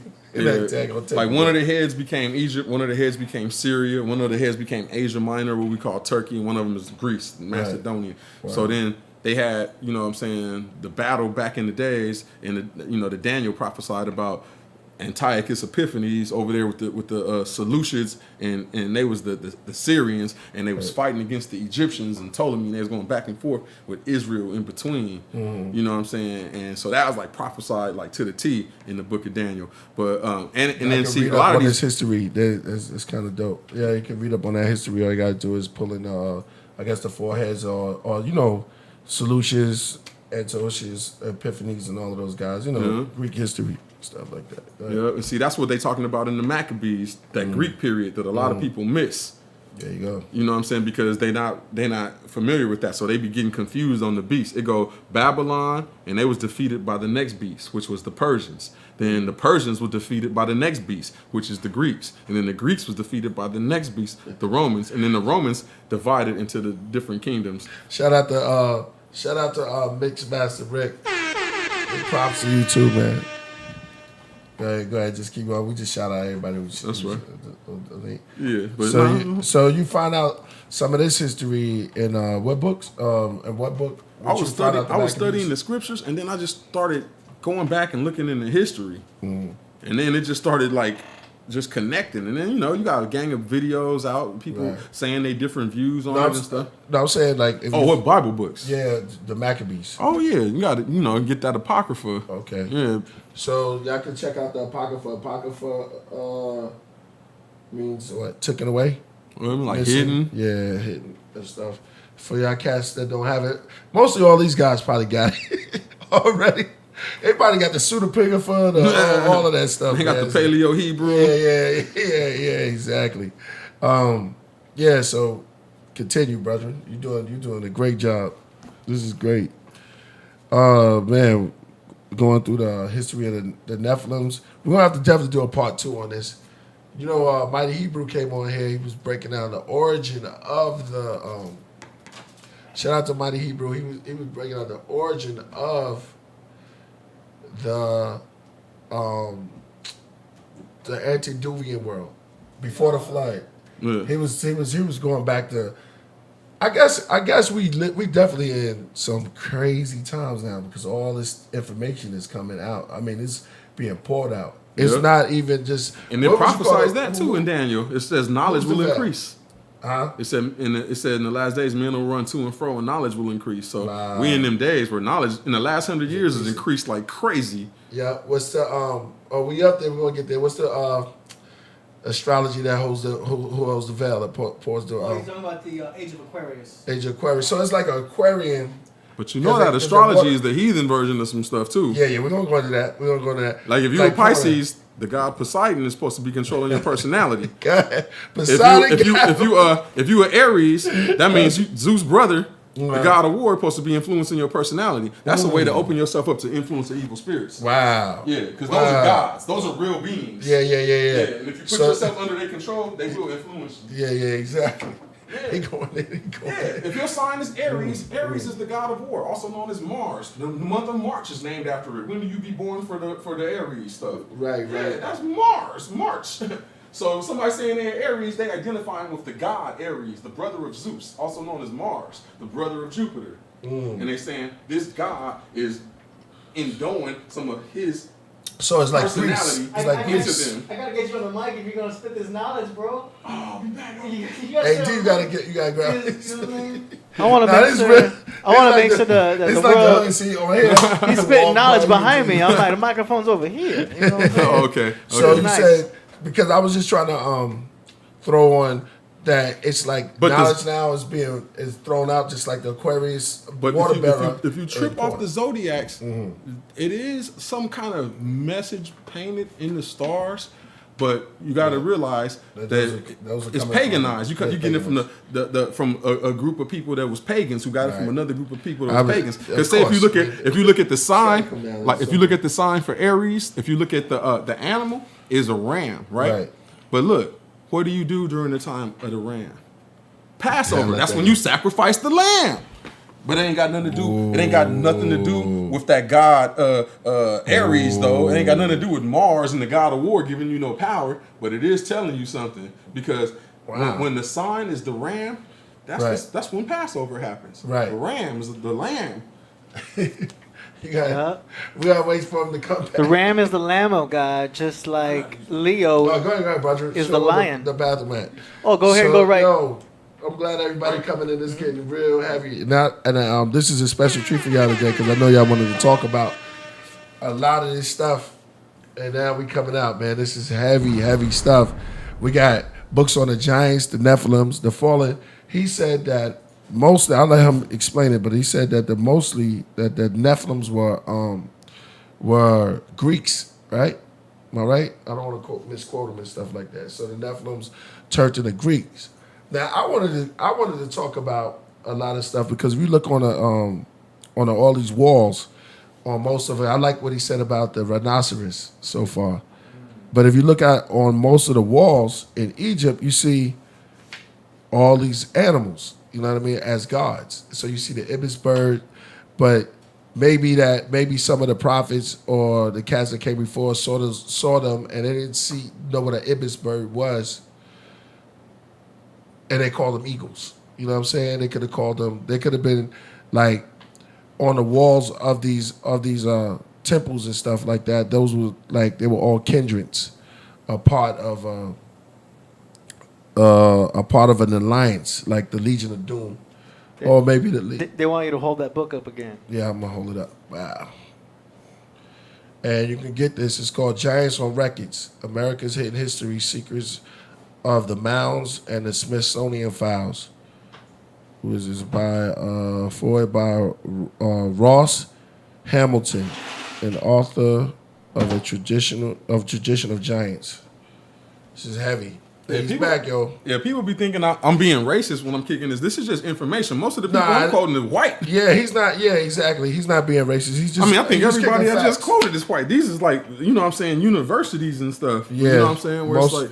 Yeah. I think he caught on because I think he donated and came back and he understood that. He came back on and said, he just said peace. I think it was Brian Smith. Yeah, the thing is though, when you really look at the DNA, like the most non-cut people, well, you could still find pure ones, are E1B1As. Right. Almost everybody is mixed. Like they say the oldest DNA is supposed to be Y-DNA-A, which is like the Bushmen in Africa. Right. But now they done found out the Bushmen is even mixed. Right. They got a little bit of... They got a little bit of something. Yeah. Then they said the Pygmies got a little bit of something. Now, the only ones you're not dealing with is the West Africans and the Bantus. Right. They got the E1B1A. Yeah. And you know what I'm saying? Something about, like the black mummies. The black mummies that were before Egypt. They got black mummies from Libya, from before Egypt, and from I think, was it the Sudan? Sudan, that's what I think the Sudan. Yeah, Sudan. But see, and then that's another way. That's another way to prove genetically who we are as a people, because they used to try to say we was Canaanites. Right. They dug up Canaanites. We could read it, look up the DNA of Canaanites. Let's do that because I was gonna go into Canaan and the god El. Let's see. Anything? The god El, because you said elves. And I'm looking at the word elf, and it does have El at the beginning of the elf. And you but said see, El or God, Elohim, right? mighty one. Yeah. See, the thing is, in Hebrew, a lot of times a word could be a name, or it could be just a word. Or a title. See, or a title. See, say, the ocean, or the sea, Yam. Mm-hmm. But Yam's also a god.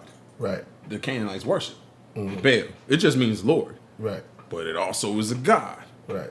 Or what? Heaven or the sun.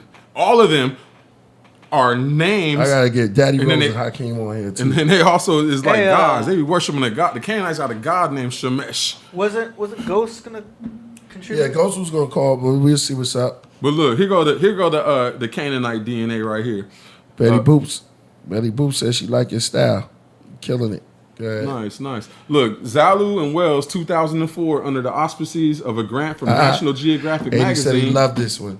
examined the origin of Canaanite Phoenicians. The Right. debate between Wells and Zalu was whether haplogroup J2 M172 should be identified of the Phoenicians or its parent haplogroup M89 on the Y-DNA. So they was debating about which two is going to be the Canaanites. Wells identified the haplogroup of the Canaanites as J2, which originates in northern Mesopotamia. National Geographic project linked J2 to the site of Jericho. So the original people of Jericho, who the wall fell on, when we went over there, in this Bible March story, around it, March yeah. around it, they was J2. They got smashed. Tell El Sultan and said and indicated that in modern populations, Mike. haplogroup J2 is found primarily in the Middle East, but also along the coast of North Africa. Now, if you go down to like who are the modern descendants of J2, like some of the most people right here, it says, we show that present-day Lebanese derive most of their ancestry from a Canaanite-related population, which therefore implies substantial genetic continuity in the Levant since at least the Bronze Age. In addition, we find Eurasian ancestry in Lebanese not present in Bronze Age or early Levantine. So look what it says. The older Canaanites was darker skinned, but the newer ones got lighter. It says the selection has continued so that the alleles for lactose tolerance and lighter skin have changed in frequency ever since that period. The derived allele SLC45A2 is found in 2/3 frequency in modern Lebanon, but was absent in these 5 Sidonian Canaanites. Right. Though the sample size is small, this is somewhat surprising and suggests they were a swarthier people than modern Lebanese, Wow. meaning they was darker back in the days. Right. But see, And look, that's their land. Yeah. Originally, Israel was taken over. Yeah. But it was Canaan, right? yeah, but trip off of these modern people that are J2 that people be thinking, what happened? Oh, there's a cat. Look. Hold on, So everybody here, who I'm knows finna his cat was fried. Shout out to Brian Smith once again. His cat was just Mojito's in the house. Make some noise for Mojito. I see somebody keep giving it up for the Baalbek, man. They got some interesting stuff at Baalbek. I mean, like the biggest thing I think ever been moved. There's no way they could even move that stone at Baalbek right now. Yes, we were originally apes. Nah, I wasn't. Go in on him. You go in on him. I say, if you ready to go, he right here. He said, Take Man believe we were apes. I don't know if he was joking. Evolution is a joke. That never happened. Mojito's in the house. Yeah, God made man from dirt. Hey, evolution can't happen because, first of all, it ain't even been enough time. Darwin said within 100 years they was gonna find so many bones to prove all this evolution stuff. In fact, evolution is so fake. The modern variation in humans right now, why you got all these different type of people, didn't even evolve. It came from mixing with Nephilims. That's why you got so many different looks right now on Earth. It didn't evolve. They like say it evolved. No, it came from 100,000 genes came from having sex with non-humans. That's not evolution. Wow. Yeah, that's not evolution. Evolution is just like after a while it's going to turn to something else. And after a while it's going to turn to something else. Things can mutate, but the DNA of one creature is not going to turn to the DNA of another creature. Yeah, right. Monkeys are monkeys. Yeah, monkeys is monkeys. Snakes are snakes. Snakes is snakes. One thing don't change to another thing over time. In fact, What about the dragonfly? what about it? They got smaller. Yeah. Yeah, gang of stuff got smaller. They used to have all kind of big So stuff. I'm just saying because people would think like a caterpillar. they got big old dragonflies. Right. Yo, From dragonflies. the bones. One of I mean, not the old- bones. They don't have bones, Yeah. but they got the imprints in rocks and mud and stuff. Yeah, I believe that stuff is from the flood. See, this is what got people twisted. Yeah. They think that the Earth is super old. And first they said the Earth. The people that was coming with evolution said the Earth was 100,000. They said no, you can't find enough bones to prove that. So they had to redo it, 100,000 to millions to millions. And now they saying, it's billions of years old. So they kept moving it and moving it and moving it longer because they're trying to come up with this vast amount of time that stuff turns from something to something else. But this is all nonsense. Look, if you go back to everything in the universe is cause and effect. One thing lead to another thing. Eventually, you got to get to an uncaused cause because they want me to believe out of nothing just exploded one day and made everything. You can't get nothing from nothing. How nothing gonna explode and become everything? This is nothing going on but the rent. Yeah, hey, that's madness. Nothing, but the trip is here. This Shout is out where to Steven Simmons. this where most of the Well, we gotta confusion remember come that. from. All right, go ahead. I'm not gonna cut you. You heard of the geologic column? This Go ahead. layer of dirt that these scientists say is representing all these different ages of the Earth. Mm-hmm. So they saying this layer of the dirt was this many millions of years ago because look what you find in it. And they Right. say this layer of the dirt and this layer, and they saying this is all these millions of years. Right. So good. That's nonsense. That geologic column was made in 1 year, in the year of the flood, when water covered the whole face of the earth. And this is how you could prove it. They got something called petrified trees in the geologic column, right? So this tree starts out at the bottom of the geologic column and goes all the way through to the top. So, and you got all these layers of dirt. So you mean to tell me it took millions of years to bury that tree? Or did all them layers come at the same time before that tree turned to dust? And see, the process was duplicated back in the 80s when Mount St. Helens erupted. And there's all the mud and all that stuff. And they grabbed a gang of trees and took them down to some lake and then made all these layers. And you could like look it up like a geologic column from Mount St. Helens. And they'll have all the layers of dirt and all of that stuff. Yeah. It's from a catastrophic event. But they don't want to believe in this catastrophic event of the global flood. So they say, oh, this is from millions of years. Look, they found a trilobite in one layer of the rock. And the trilobite, he got eye stalks. And his eye stalk go up into another layer. So did you mean he got buried here this many millions of years ago? And then this right here, his eyeballs only got buried a couple 100,000 years ago? How did that happen? Was that an immortal trilobite? Or did he all get buried at once?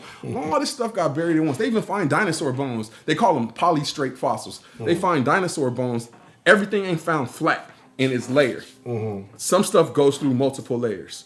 So that means that bone got buried by all those layers at the same time. That it wasn't just sticking up for a million years and getting slowly buried because the part sticking up would have turned to dust. It's funny, man. So the geologic column, they be lying? the geologic column was made in the flood. They say it was made over millions and millions of years. So they use that to say the old Earth and try to prove evolution. It disproves evolution because you got fossils that are in different layers. Right. One fossil might be through 10 layers. So then how does that work? Yeah, that's a good. How could them 10 layers? How could them 10 layers be millions of years apart? Right. It can't be. Just like the 70 million year T-Rex bone still got red blood cells and soft tissue. Yeah, we need to Google that. What's the half-life of carbon? 5,730? Let's get that carbon up there. What's that? Google. What's the half-life of carbon? Carbon. I think it's 5,730. Man. And you know what? See, here's why 5,700. They just rounding it off. They rounding it off to 5,700. Here we go. Listen. So look, in 5,700 years, half the carbon atoms in anything are going to be cut. That's what the half-life means. Now look, if 5,700 years the carbon is cut in half, how many cuts can you do to get to 70 million? Man. Ain't no way. That should still have red blood cells and soft tissue. So that T-Rex is not from 70 million years ago. That T-Rex is from thousands of years ago. And they just didn't call him a T-Rex. They just be throwing numbers up there. Because once you're in the millions, it's like you throw anything out there. Millions. Yeah, they millions, figure if they throw trillions. enough Why you time, say a billion? if they throw enough time out there, they figure you could believe anything could happen. Man, anything. You can get away with anything. You Just can say longer. It took longer. Yeah. But here, circa, approximately. You can just, you know what I mean? And there's no facts. Yeah. I know even how to disprove the age of the universe. How they be talking about the age of the universe. Who said they know the age of the universe? These scientists claim the universe is 14 billion years old because they see light on one side of the universe and they see light on another side of the universe. So they said the light that traveled from that end of the universe to that end of the universe, what they could observe, had to have taken about 14 billion years. But they're being willingly ignorant, once again, not believing the scriptures. God said, let there be light before he made stars. He made stars on the fourth day. So light existed before stars. Stars is making light now. But it's just like Adam. He made Adam a grown man. Now to have babies now, you got to start off as a baby and make babies. But when he made Adam a grown man. When he made the universe grown. Right. Light was already there before he even put stars to keep producing light. So they think that light traveled there, but God just said, let that light be there before he even made the stars. That was heavy. Yeah, so the light didn't have to travel as far as they claimed that it traveled for it to be there. If they just read Genesis chapter 1, he said, "Let there be light." Day 1, not going to do that. On day 4, he made the sun, moon, and the stars.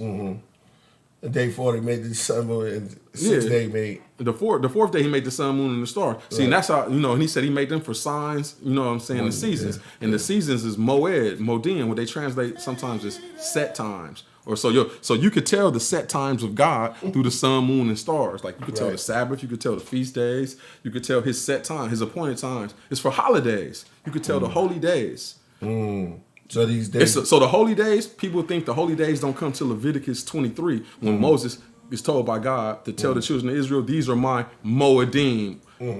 Or these are my feasts. They translate it as feasts. But if you read Genesis chapter 1, on day 4, he said he made the sun and the moon and the stars for signs and seasons. And what they translate as seasons is still moed or moedim. So it's talking about the same stuff, Leviticus 23. So the holy days of God are a part of creation. They came with the sun, moon, and the stars. And when the sun, moon, and the stars is in the right position, you know it's that day. And so people think that those days came from Moses in Leviticus 23, but they came from creation. So are you saying, do you believe that there was that this been going on? Like there was another world before this world? And that before the flood? Yeah. Before the flood, for sure. We don't know how high tech or advanced they got before the flood. This ain't nothing new under the sun. Right. And they was living to be so old before the flood that they were so probably intelligent and advanced and like, I mean, they would probably blow our mind. We like nothing to them. We like babies to the old school people that used to be, you know what I'm saying? We read about before the flood. So now you open the door to these Nephilim. So now it's... But it was Nephilims before the flood and after the flood. So now it's coming, so it's like... See, remember, part of the reason the world got destroyed before the flood is because the Nephilim had brought so much evil in the world. It said the thought of man was continually evil. But then the Nephilims was here, and they was the mighty ones, and they was twisting up people. So people was just on one, you know what I'm saying, before the flood. And when he had to wipe it all out, start over, come fresh. And in the movie Noah, did they? I don't watch the movies. I never saw this movie. I tried to watch a little bit of it, and I couldn't even Ghost take put it. me. Shout out to Ghostface. You know what I mean? I ain't watched The Passion of the Christ. I ain't watched that movie. Yeah, I ain't watched The Passion of the Christ. I ain't watched that. And I tried to watch that Noah. I couldn't watch it. It was disgusting me. First of all, bro. They haven't even they ain't using the real info. They got all these people running around. First of all, white. And according to the Book of Enoch, people were scared of white people in the pre-flood days because most of the white people was the Nephilim giants. They were scared of them. Yeah. How was their hair? What you think their hair looked like? I mean, I'm just asking this question. The post-flood Nephilims have red and blonde hair and you know. I don't know. I asked that question because exactly. I guess the ones before looked like that because the Nephilims came, they were white. Period. They were just white, big, tall giants. What they call Aryan Superman, all that stuff. Right. That's a Nephilim. That's an Anakim. Anakim. Yeah, look right here. I got a note on the Anakim. Let me see. Oh, I'm touching it like it's the touch screen. That's I would have thought they were mixed animals. But they had some that mixed. They had different kind. Yeah, there's different kinds. Yeah. You know what I'm saying? You got some was hairy like animals, had animal features. Some was like had serpentine features. And different centaurs. The centaur. Different. You know what I'm saying? They had different stuff. Sorry, AD. I cut your wisdom. Go ahead. Go ahead. Nah, I'm learning, man. Yeah. Look, it's interesting. We gotta get to these blue guards too. But you seen when we was looking at the India stuff. Remember Hanuman? Yeah. They showed his father was blue. Yeah. His father was blue, flying on the cloud. Yeah. Exactly. Blue and green. I don't know if that's symbolic or was they really blue. Who knows? I don't know because all the stuff I done found out. Right. You had ancient people drawing blue people. Yeah. And people with different animal features. Yep. Exactly. And look, heavy, yo. Look, a cherubim. he got 4 faces, right? He got the face of a lion, the face of an eagle, the face of an ox, and the face of a man. Right. But then you would see some of the Nephilims or some of the gods of the Egyptians and Babylonians. Some of them might have an eagle face. Some of them might have a lion face, but a body of a man. Some of them might have a, you know what I'm saying? So I'm like, was that when they was shape-shifting? And I don't know what they were, you know what I'm saying? I don't completely understand what they could do, because this is a celestial being. I'm immortal. But for sure, they could shapeshift and look like normal humans to people. Skinwalkers. Yeah, exactly. Someone said, Hey, look, here go historical record of the Anakim right here. oh, wait, that's what we at? Yeah, man, we up there. Let's get it to that 130, yo.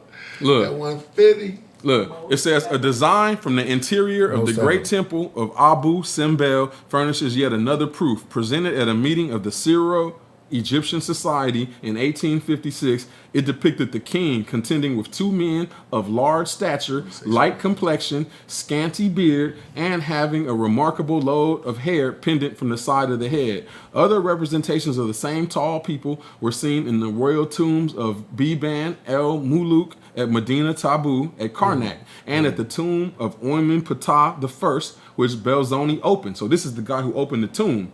On the wall of the latter tomb, Belzoni found a picture representing a son of the Anak. He's depicted as tall, light complexion. In the hieroglyphic inscription, Belzoni read his name as Tamahu. You heard about the Tamahu? Yeah, I heard of Tamahu, yeah. So he's saying the Tamahu is the son of the Anak. The Anak is the Anakim Nephilim. Wow. Listen, by Elysion Talmia, This is in Egypt. the name given to one of the tribes of the children of the Anak. Wow.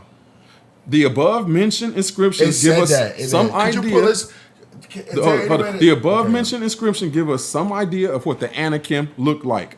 Blonde giants without much beard and having their hair done up in such a way to seem somehow suspended, a fashion similar to the pan-like hairstyles of the fair-skinned, fair-head, necklace-wearing Celtic giants who later dominated much of Europe. Such was the physical appearance of the giants that the spies saw when they entered Hebron.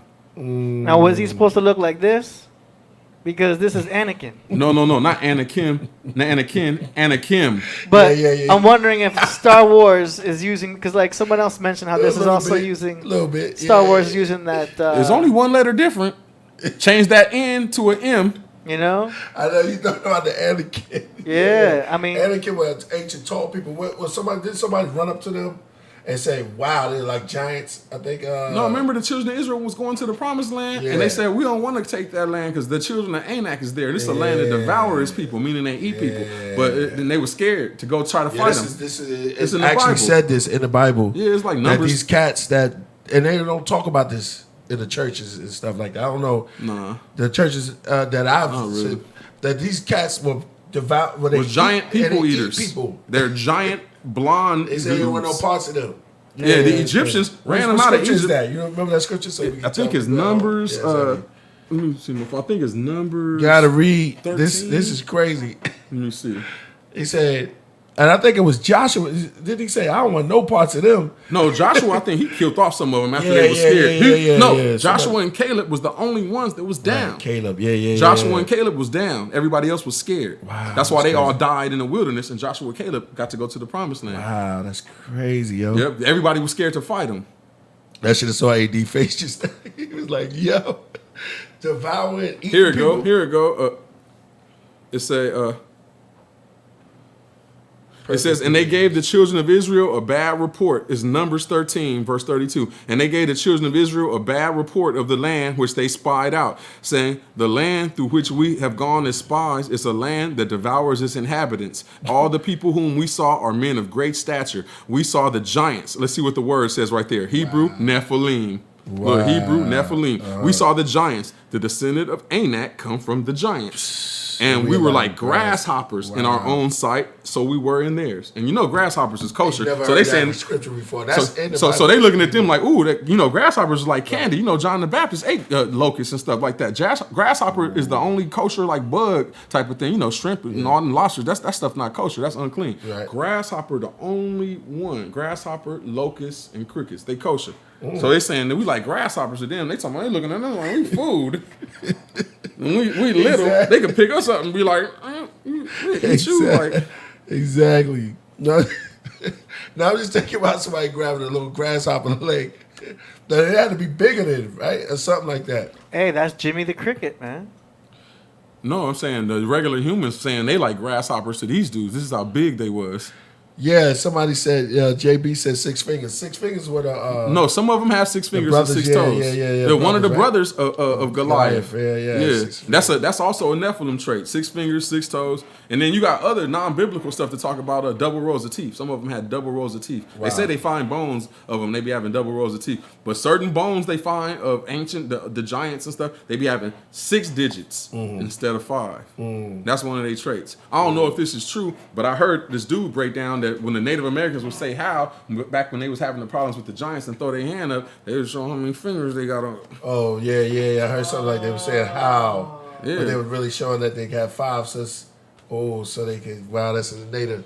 Yeah, I want you to, have you heard of the ostrich people in Africa? They have some strange, look at what's they came I up. don't know, that's true. I heard, Yeah, I heard that how when put they up got the ostrich people in Africa. Yeah, those cats right there. We're gonna trip you out right now. See, a lot of things that you talking about is really real deep, and it's they got groups of people. Yeah, let's with check out these cats. Look at their feet, yo. These are actual people. They have they're known as the ostrich people. And, well, it's a family from South America that all of them have 6 fingers and 6 toes. Wow. You So can they're look it all up. creatures. Yeah, that's crazy, yo. Yeah, the whole family. It's just running their family. Wow. Yo, that's crazy, yo. Yeah, check that out, man. Like now, see, I don't know if that's from genetics getting, because they say, when God first made man, he was super tight because God was perfect in Well, everything that's he do. Sasquatch feet. But since time has gone by, every generation, our DNA get copied and they get more and more errors. So that could be the result of genetic errors. Right. It might not even be from mixing with something. Right. Because it's also genetic But errors. ostrich, but I'm That's just saying, some calling crazy them, looking yeah, one. but calling them ostrich people is the same as calling them ibis, or I'm just saying, it's just you call them ostrich people, you read about it, but you actually And see people them, be that they getting actually weird stuff from existed. having sex with close relatives too. Yeah, you have the monkey. Did you see that too? They have the Google 6-fingered family in Brazil. Yeah, let's do that.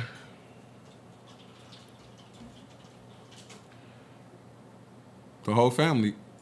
Oh, look, and they got other people up too. But look. Wow, that's crazy. But the one in the Bible, Trippy. well, the one in the Bible was a giant. That was one of the brothers. Right. He wasn't even a giant. They were sons of a giant. It never Sons, directly it calls wasn't them right. giant. They said Yeah, there yeah. was the son, and they talk about how David, mighty men, killed this one. Right. That David killed Goliath, and then his mighty men killed the other 3 Right, later yeah, in battles. yeah, but they yeah. all said they was the sons of the giant. Wow. So imagine how big their daddy was. Because Goliath was like 9'9", and they didn't even call him a giant. They said he was the son of a probably giant. littlest one. So if he the son of a giant, they was on some. Yeah, that's the 6 fingers. 2, 4. Somebody did something what they called it, and then you have the people that walk around like apes. Put that in. Oh yeah, I you seen tripping. that one. You saw that one? They That's walk on cool. hands and knees. Yeah. And that was the. That's like but that's Afghanistan or inbred. something. Where's that? The dog people. I think it's called the dog. There people. it is. There they go. Yeah. So check out these cats. They inbred or something. Yeah, probably inbred. But there's a lot of information. I'm gonna just talk to y'all real quick. There's a lot of crazy information out there, and it's real. And when people try to make this, I'm on the government, and they don't want you to get deep into finding, because you might find out some real truth, like what you're talking about. Like maybe their genes are from another. You know what I'm saying? Everybody wasn't just born here. Some people just came here. Look, just like I'm telling you what rocks. the secret society dude told me. He said they know what's up. The people at the top. He said that's the ultimate secret of the Right. secrets. Now people join and they don't know that. Right. They might not have that. They might not get recruited to that level. Right. But he told me they know. Right. He said they have the meetings and they talk about it. He told me he tell his kids, be happy you look like this. You got angel blood. Wow. It's crazy. So it's a thing of And they pride. really told you. It really told you that. Directly told me this. So this is a thing of pride. I'm telling you, this is where a lot of the racism is coming from. I got a thing right here that says the genetic origin of racism. It's gonna say the genetic origin of racism is from Neanderthals. Watch, but I say that's a Nephilim. But watch, they got the genetic origin of racism right here. Yeah, all of that's put here to distract people from what really is, what the real issue is. Look. The fact that Neanderthal genes are distributed globally, yet not much among African people, hints at the possibility of a genetic explanation for racism. Perhaps over time, Neanderthal genes made their carriers weary and fearful of hominids who looked unlike them and shared fewer of those genes. After all, it seems that anti-black feelings run the deepest in Eurasia and Asia, where Neanderthal carriers ended up. www.councilofresponsiblegenetics.org. So they saying the possible explanation of racism is that people with Neanderthal genes don't look like the original people, right. And so they got something That's with that. true, But see, I don't say it is that. That's kind of true, right, but it's still a twist to it because they talking it from an evolutionary standpoint. Right. Where I'm saying it came from the fallen ones. Right. So really, the racism comes from the people with the Nephilim DNA. Thinking, oh, I'm superior to you. You made out of dirt, you mud baby. Right. Yeah. I'm part celestial. Right. It wasn't there a king. The word king comes from one of them too, because I think it was a god named Kingu or something like that. Kingu. If you look him up, and separating people. So I'm agreeing with you because they showed different type of ranks and stuff like that. Yeah. And so they were like, okay.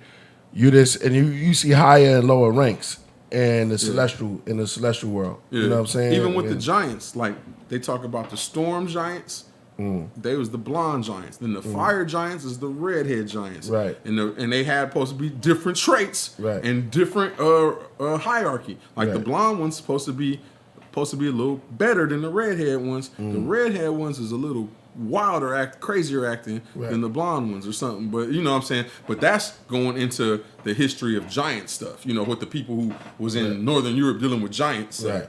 That's not from, the scriptures or nothing. But they have the history of giants and these cultures interacting with giants and how they acted. Oh man, let me read that one from Chief Rolling Thunder real quick. Right, go ahead. And then if you check out the Dogon, right? Oh yeah, I know about the Dogon. Right. How they mapped that Sirius B star without, and they just discovered it when they invented the telescope. And they said, how did the Dogon know about that? Yes. They had some kind of inside information. Oh, trip off of this. And the history of Denmark. See, people be thinking Nordics are Japhet, like Germans. Okay. Nordic's are Ham. They just look like that because of mixing with Nephilim. They came from Canaan. Look, in the history of Denmark by S.U.H.M. Sum, published in 1775, the arrival of the Canaanites in Scandinavia is recorded. Messenius says that the Canaanites, which were driven out by Joshua, came to Scandia, which they called henceforth Scandinavia. This is supposed to have happened 844 years after the flood. And Argum Jone, the learned Icelander, insists that the Canaanites driven out by Joshua were the first inhabitants of the north. So that's how the giants got to the north, because the Canaanites was the ones dealing with the giants. So the giants that was driven out by Joshua somehow ended up in northern Europe. Yeah. And the Nordics come from Canaanites who were driven out. But giants went into northern Europe too. Right. Because the Canaanites lived among the giants. Like the king of the Amorites, Og, O-G, Og. Right. You heard of Og? Og, king of Bashan. That's the type of Canaanite. Yep. Now let's look how. Dang, I'm jumping around. But let's look how Amorites look. Matrix. Look. Watch this description. Watch this description of ancient Amorites. Amorites are a type of Canaanite. All right. Amorites, Aryans, and Amorites. All right. Amorites. The Egyptian No, the Egyptologist Flinders Petrie and the Syriologist Archibald Henry Sayce. I've heard a lot about this dude. He be talking about Archibald. Archibald Henry Sayce. He talked about the That's Horites the too. name of an ancient god too. No. Eddie Archibald. That's a researcher dude from the 1800s. Yeah. But Archibald Henry Sayce analyzed Egyptian illustrations of what they identified as Amorites. The Egyptians called them Amuru. Depicted as white-skinned, blue-eyed, fair-haired. According to Sayce, in 1889, the Amorites were a tall, handsome people with white skin, blue eyes, and reddish hair. All the characteristics, in fact, of the white race. Sayce further discovered a painting in tomb number 34 at Thebes belonging to the 18th dynasty, which illustrates an Amorite chief with white skin and red-brown hair. Henry George Tompkins in 1897, an extra clergyman and member of the Royal Archaeological Institute, also wrote that the Amorites were blue-eyed and fair-haired. Easton's Bible Dictionary also contains an entry stating that the Amorites are represented on the Egyptian monuments with fair skin, light hair, blue eyes, aquiline noses, and pointed beards. The Encyclopedia Britannica, 13th edition, volume 1, 1929, also contains a physical description of the Amorites from Egyptian illustrations. Egyptian illustrations of the New Kingdom show the Palestinian Amorites to be a race much more like Northern Europeans than Semites. Long-headed with blue eyes, straight noses, and thin lips. Sayce, the Hittites, quoted in the Bible Dictionary, your Bible reference book, page 309, Races of the Old Testament, Sayce, Kissinger, and then it's just quoting all the sources. Look, here's two more. Some Egyptian reliefs show the men of Amor or Amorites as a tall, yellow-haired, blue-eyed, heavy-jawed folk, different from the conventional Asiatic of Egyptian art. They strongly suggest some of the Indo-European folk shown by the records to have settled in Asia Minor and the Lebanon Mountains. The second from the Encyclopedia Britannica, Egyptian illustrations of the New Kingdom show the Palestinian Amorites to be a race much more like Northern Europeans than Semites. Long-headed, blue-eyed, straight-nosed, thin lips. The key point here is these are Amorites being described, not Israelites. So, wow. So this is all everybody I'm quoting is a European, facts. or I'm quoting some Ashkenazi Jews too. Right. Oh, they even got it in the the Jewish Encyclopedia. Of the Jewish Encyclopedia, That's of why these, the Amorites are most frequently mentioned and are that. ethnologically the most interesting, if, as claimed for them by Sayce, they were light complexion, blue-eyed, besides being... Somebody said Asiatic stone people created the Lebanon mountains, similar to the pyramids. Hey, trip off of this one. Giant Amorite bones shown to the Roman emperor. In the ancient text of the Jews, we read of an astonishing description of some of these gigantic Amorites, whom the Israelites conquered. In Buber's Tanhuma Devarim 7, the text tells us of a Rabbi Johanan ben Zakkai's encounter with the Roman Emperor Hadrian. The event occurred in AD 135, soon after the Roman victory in the Bar Kokhba War, when the Jews rebelled against the Romans. The text reads, "The wicked Emperor Hadrian, who conquered Jerusalem, boasted, 'I have conquered Jerusalem with great power.' Rabbi Johanan ben Zakkai said to him, 'Do not boast. Had it not been the will of heaven, you would have not conquered it.' Rabbi Johanan then took Hadrian into a cave and showed him the bodies of Amorites who were buried there. One of them measured 18 cubits, approximately 30 feet in height. He said, 'When we were deserving, such men were defeated by us. But now, because of our sins, you have defeated us.'" Quoted in Judaism, edited by Arthur Hetzberg, page 155, 156. So would you say then the giants built the pyramids in Egypt? Some people say they helped build the pyramids. I mean, I think that's where a lot of ancient sources say. I don't know if they did or not, but they have. I've seen actual people saying the giants helped build it, and they quote ancient sources that say that the giants helped build pyramids, and then they show drawings of regular Egyptians walking with giant-looking dudes carrying big old blocks, and they said, "Look how big that block is to a regular man, and look how big that guy is." So they might show it plain as day in hieroglyphics, but people just not interpreting it right. Because I seen the hieroglyphs of some stuff like that, and then I saw another hieroglyph of them building a statue to somebody, and then they show the statue right now. The statue was super huge, but the dudes that was building it was almost the same size. And they showed regular people down by their knees when they was building the statue too. Wow. And they say, now here goes that statue right now. See how big that is? So how big are these guys depicted on this picture? It's crazy. Yeah. So that means they have black giants too, because them black ones they showed in Egypt was black with froze, but they said they had redhead giants running around Egypt back in the day. The Anakin was in Egypt. The blonde giants, they chased them out of there because the one pharaoh. I got to bring it back up. Some pharaoh said that they got tired of them because they always be killing people and taking they bones to do magic and stuff. Right. They be playing them bone games with people bones. They on that crazy stuff. So the Egyptian believed in the Turus. Then the Turus were supposed to be deities, right? So they'd be like angels, and it's just like the Dogons, and they had these cats that were in every culture they kind of like see. They change it up a little, but it's the same stuff. Yeah, exactly. Yeah. So, same thing in the Babylonians, right? The you know what I'm saying? They had the that's what I wanted to talk about. Different names, different. There's different names, different places. Same thing. How they changed Molech to Kronos to you know what I'm saying to Odin. So the celestial world been going on for ages, right? And then you had the physical realm, which is our realm, and this notion of these beings were going on for the longest, especially in the old world. And then so scientists comes up and they try to convince us that evolution in itself did this crazy. They trying to throw a smoke screen. They doing some ninja stuff. There's like, they we finding out too much information. Yeah. Smoke screen. Who do they work for? Like what do they? They gotta work for them. Yeah. They have to work for them. Why is the Smithsonian hiding the giant bones? Smithsonian got to work for the Nephilims then. Why is the colleges doing all that stuff? That's why I be telling. I mean, there's nothing wrong. Go to school, get your degree, do all that. But I mean, if that's what you want to do. But I mean, like I be telling people, who run these universities? Who run this stuff? Who run this accredited programs? Who say what knowledge is what and what's not?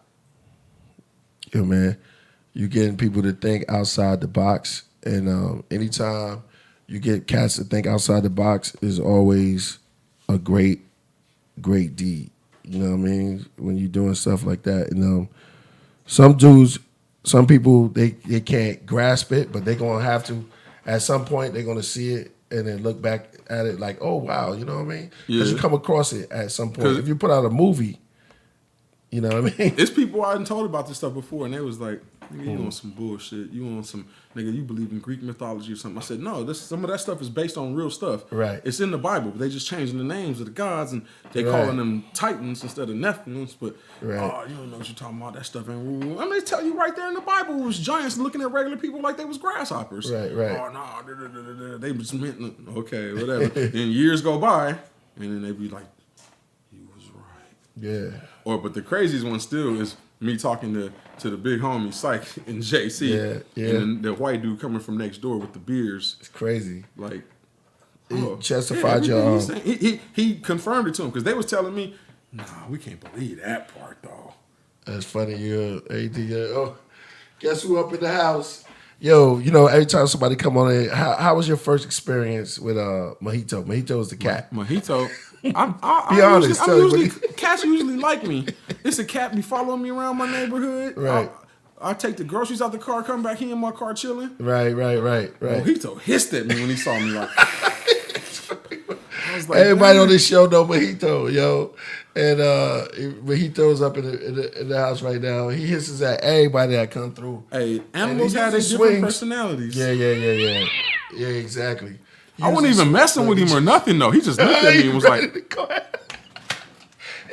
He just looked at AT. He had to think twice. Yeah, he had to think twice. Hey, he just the cat people. He's just aggro. Yeah. Man, hey, y'all just tuning in.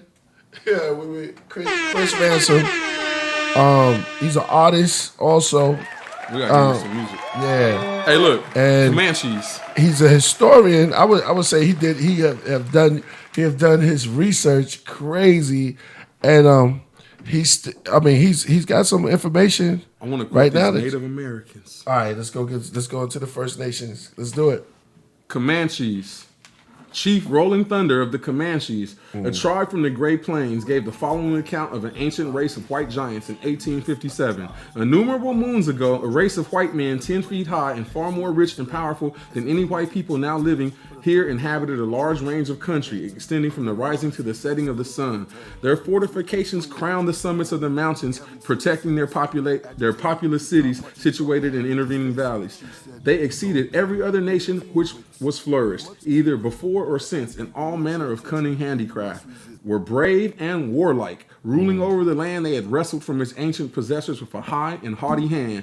Compared with them, the pale faces of the present day were pygmies in both art and arms. The chief explained that this race forgot justice and mercy and became too proud. The Great Spirit wiped it out, and all that was left of their society is the mounds still visible in the tablelands. And this is where the mounds comes from in North America. That's why when they go into the mounds, they find giant bones and they steal them away. And the Native Americans was trying to, argue with them over that stuff. And they was like talking about, oh no, these is Europeans. Wow.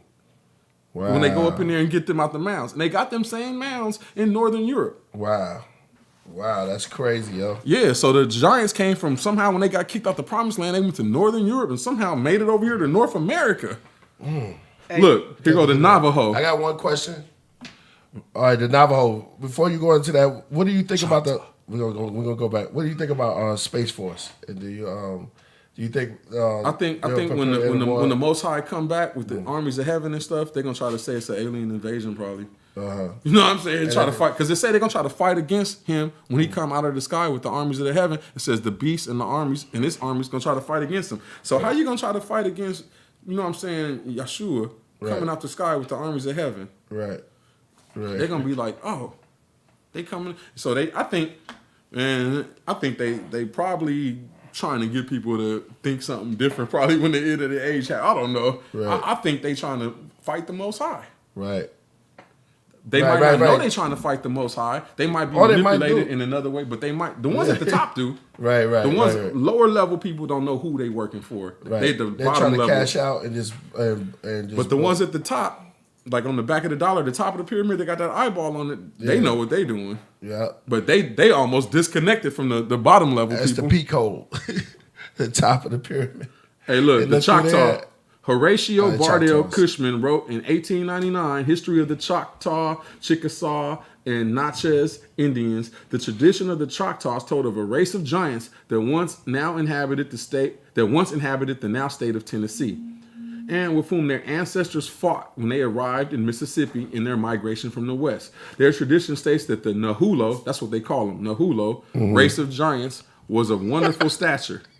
Cushman said that the Nahulo came to be used to describe white people, but it originally referred specifically to a giant white race whom the Choctaw came into contact with when they first crossed the Mississippi River. The Nahulo were said to be cannibals who the Choctaw killed whenever the opportunity arose. The Paiutes. The Paiutes are said to have an oral tradition told of red-haired white cannibals about 10 feet tall, which lived in or near what is now known as Lovelock Cave in Nevada. Anybody could look that up. Everybody know about Lovelock Cave, where they found the red-haired giants up in there. It is unclear whether this oral tradition about the so-called Saiteca giants existed, or was it an exaggeration or a distortion of legends made after the Paiutes were mostly killed or dispersed in 1833 by an expedition by explorer Joseph Walker. Paiutes legend, since however the people practiced cannibalism and who lived in Lovelock Cave, human remains have been found there, and a few human bones have had the marrow removed, suggesting that the marrow was eaten. Cannibalism seems to have been a rare practice among these people. However, the remains do have red hair, but this may be caused by black hair that turned red with time. But I read another one where like the chief's great-great-granddaughter or something got a dress right now with red in it, and it said, these are red hairs from the giants that my ancestors killed. You could find it, though. That's heavy. Chris, we got to show them your music, man. Because I was about to say, because, listen, we're going to have to do another segment of this because we're on a time restriction, and at the same time, you have some music that we want to talk about also, and then I was just about to do that. It's crazy. I got your folder up right here. Let's see which one. Click on These are songs. Click on songs. Dogman Giants, Sasquatches, and Dogmen are in the backyard Angel Forest. Okay, Cosmic Grandmaster, he's just going in. So, Sorry. Oh, yeah, hit number 1. Thanks for tuning in. That's cool. yeah. So it's on there. Hold on, let's introduce it. Hey, So right now we're gonna he's also an MC, man. Yeah, and you got producer. I did these beats too. I'm gonna play some beats. Yeah, Okay, I got game okay. tracks. That's all. Yeah. All right, so let's hear it. So set this up. What is this we playing? This is some of my old stuff that this used to be my warm it up song for the So I crowd. say you're the best guest yet, man. I must say so. What? Yeah, somebody say you're the best guest yet, man. They loved it. That's dope. Go ahead. All praise to the Most High. But this one is it's like kind of an intro song about me, about how I got transformed, how the Most High was like boop.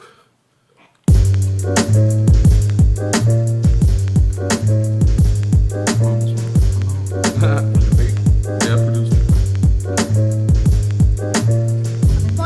Never wicked when I kick it. Thanks for tuning in. Glad you came. That's the ticket.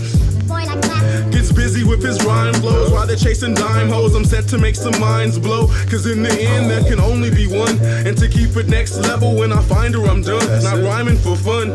This is a cosmic battle mission, fam. Don't matter if you give a damn, you can still catch a blam. So pay attention, mate. Let your spirit activate. It's whack to hate, in fact, a backward state. Verbal swordsman, meaning lyrically, I lacerate, exacerbate. Your act is great, but I don't buy it. You must be a comedian, big joke, what a riot. Here it is. It's the heavens with no spaceship. Yeah, it's a straight trip back until it's time to dip. Once lived as a zombie, trying to be the Fonzie. Death was all upon me. Used to crip from the coast, then I met the Most High and he offered me a toast. Now I play him close, abide under his wing. Not out to boast or brag, just doing his thing under the king. Kris Ransom will reign as a prince, making some sense. If not, well, maybe you did. I'm not perfect, but I'm being perfected, protected, and every single step is directed. The city is in some serious trouble. Wow. Oh, you should have let that play out though. I like that message at that sample at the end. Nah, it's cool. I wasn't sure. It's all good. If we got that message in there though, There's a good little message. yeah, let's rock it out there. Keep going. Go ahead. Day after day, crime, lawlessness, and evil are running rampant. Its citizens have lost all hope. They are utterly helpless and in desperate need of a true hero.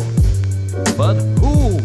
Is there no one who can help this forsaken town and make it a better place? Fear not, fair viewers, for there is a man. A forward-thinking man who looks back to a sweeter time when there was a spice to life and everything was nice.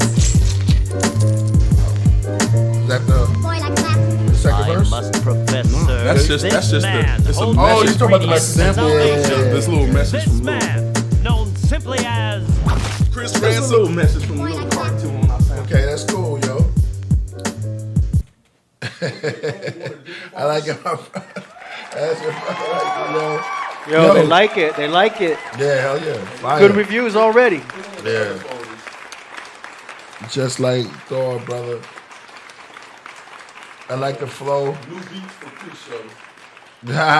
Yeah, man. New beats for sure.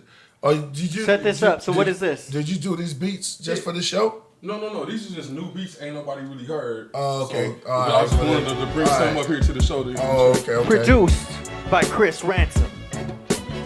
Exclusive. This is like I'm in pre-production on my new project. Like this. You guys get with me on any whatever you want to get on. Definitely. You may or may not hear a priest on this in the future. No, this freestyle right here, right here. This is beautiful. Reminds me of Love Boat. Yeah, a little bit. Yeah.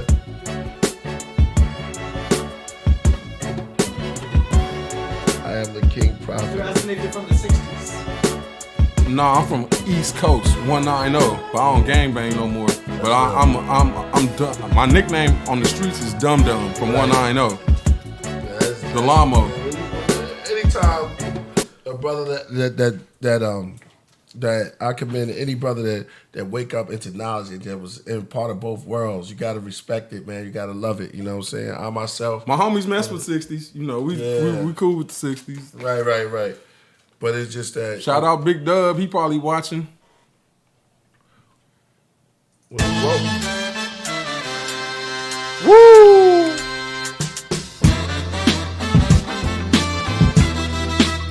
Listen to beats, man.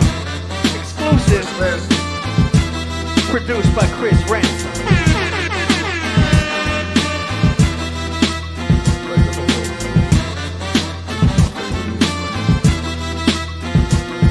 I got an appetite for right, a hunger and thirst. Coming first to make it worse, I won't fumble a verse. It's not rehearsed, I've been chosen since the founding of earth. Most frozen cause they're dozing while I'm pounding the turf. Astounding rebirth like the butterfly. Used to be a gutter guy, nah I didn't stutter, why? No time to try, it's do or die. Ransom on the mic, Fifth Element type. The harvest is ripe, I'm moving fast cause this burden is light. I'm giving sight, as I rhyme, I'll be opening eyes. Exposing lies, cause the wisdom won't be twisted of lies. I'm like Super Saiyan, level 3, power level kinda high. Already left the planet twice, so I ain't afraid to die. Watch how I rock it, got the lockpick like a locksmith. Plugged into the socket, don't you knock it, cause I got this. Jock Chris, even blind men, they can spot this. Your head ain't at 100, half of already caught this. Yo. That be fire, yo. That ain't even for that one. I really got something. Nah, that beat was, yo. I just want the rap. Hit that next. Yeah. That's dope. See that? Well, man, I might need to go some of these old beats real quick though. I like this too though.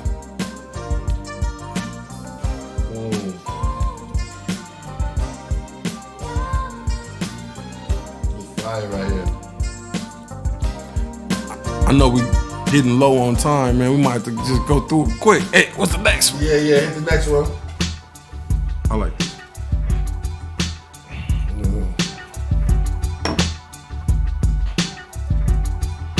Chose Book of Life. That was a Book of Life right there. Man, ooh, I'm gonna have to buy another one and copy everything and stash it. I told my moms that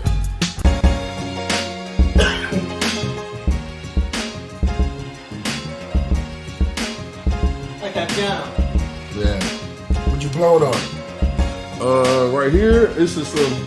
I don't know which one I grabbed. I got some Gorilla Glue and some. Yo, this beat's dope. Yo, people feeling them too. Yeah. Hey, give a shout out to Aguilar. I don't know if Aguilar watching, but yeah, you know me and Ag, we supposed to be working on some stuff, too. We got a little idea. Shout out to my brother Filiano if he watching. Got to, or definitely get blessed with one of these joints. Yep. Oh man, I got archives. You could pick for it. I like the change ups in this one. You want to roll you something? What is it?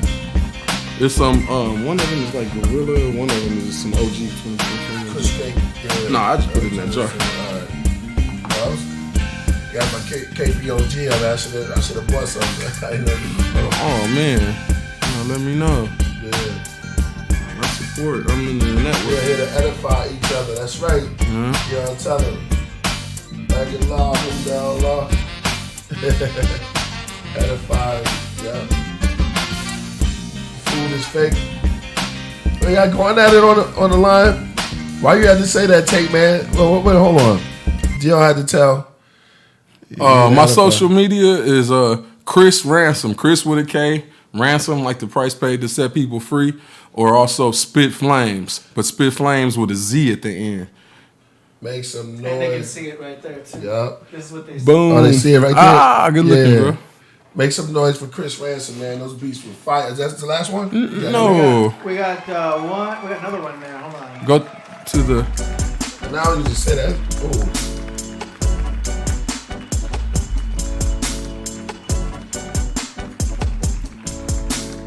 Yeah, go to the one just beats for pre-show. Yeah, go to that one. It's some old stuff. Yeah. I like this one though. So would you Time like? is quicker. Dang, they ain't crazy And order. Kris, you could rap to this.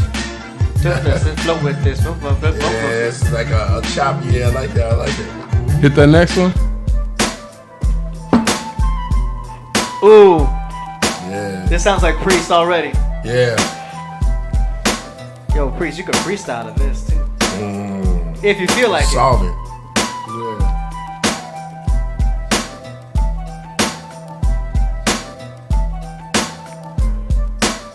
We could actually put. Yeah, definitely. We could put Rocket to I Nebula. know they're not fighting on there. Yeah. We could remix to Rocket to Nebula. Preach, that's you. You want it? That one's dope. Hey. Big Jim. Yeah. That one's called Big Jim. That I'm was dope. gonna bust a flow to this. Okay, here we go.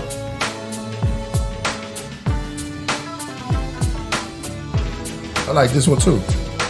Go strong, King Kong. How you turn this thing on? Theme song, power up, never done till we gone. Known to keep us cool, honor cold like a Klingon. Live the golden rule, night's over, it's the dawn. In the game of life, you have one, no respawn. Death is the same for the bosses and the peons. I'ma live for eons and beyond. What's he on? Earth is the planet, name written in neon. I'm all up in the zone, straight crushing the clones, rushing me home. When I'm out, they be changing the tones, leave me alone with them faulty styles. The versatile mercy child that just rocks so wild and yet he smiles. From time to time, rhyme to rhyme, I will spit these lines that shine upon your minds. Y'all just gazing at hoes, tripping off clothes. I spit amazing flows and stay saving the same sample. I saw some Frank Zappa. Yeah. Oh, it's probably No, I know that. fully equipped tonight. That sample. Hey, I ain't even gave it up for Journey fully to Planet equipped. of the God. Oh, Yeah. the This hook. part, let me see.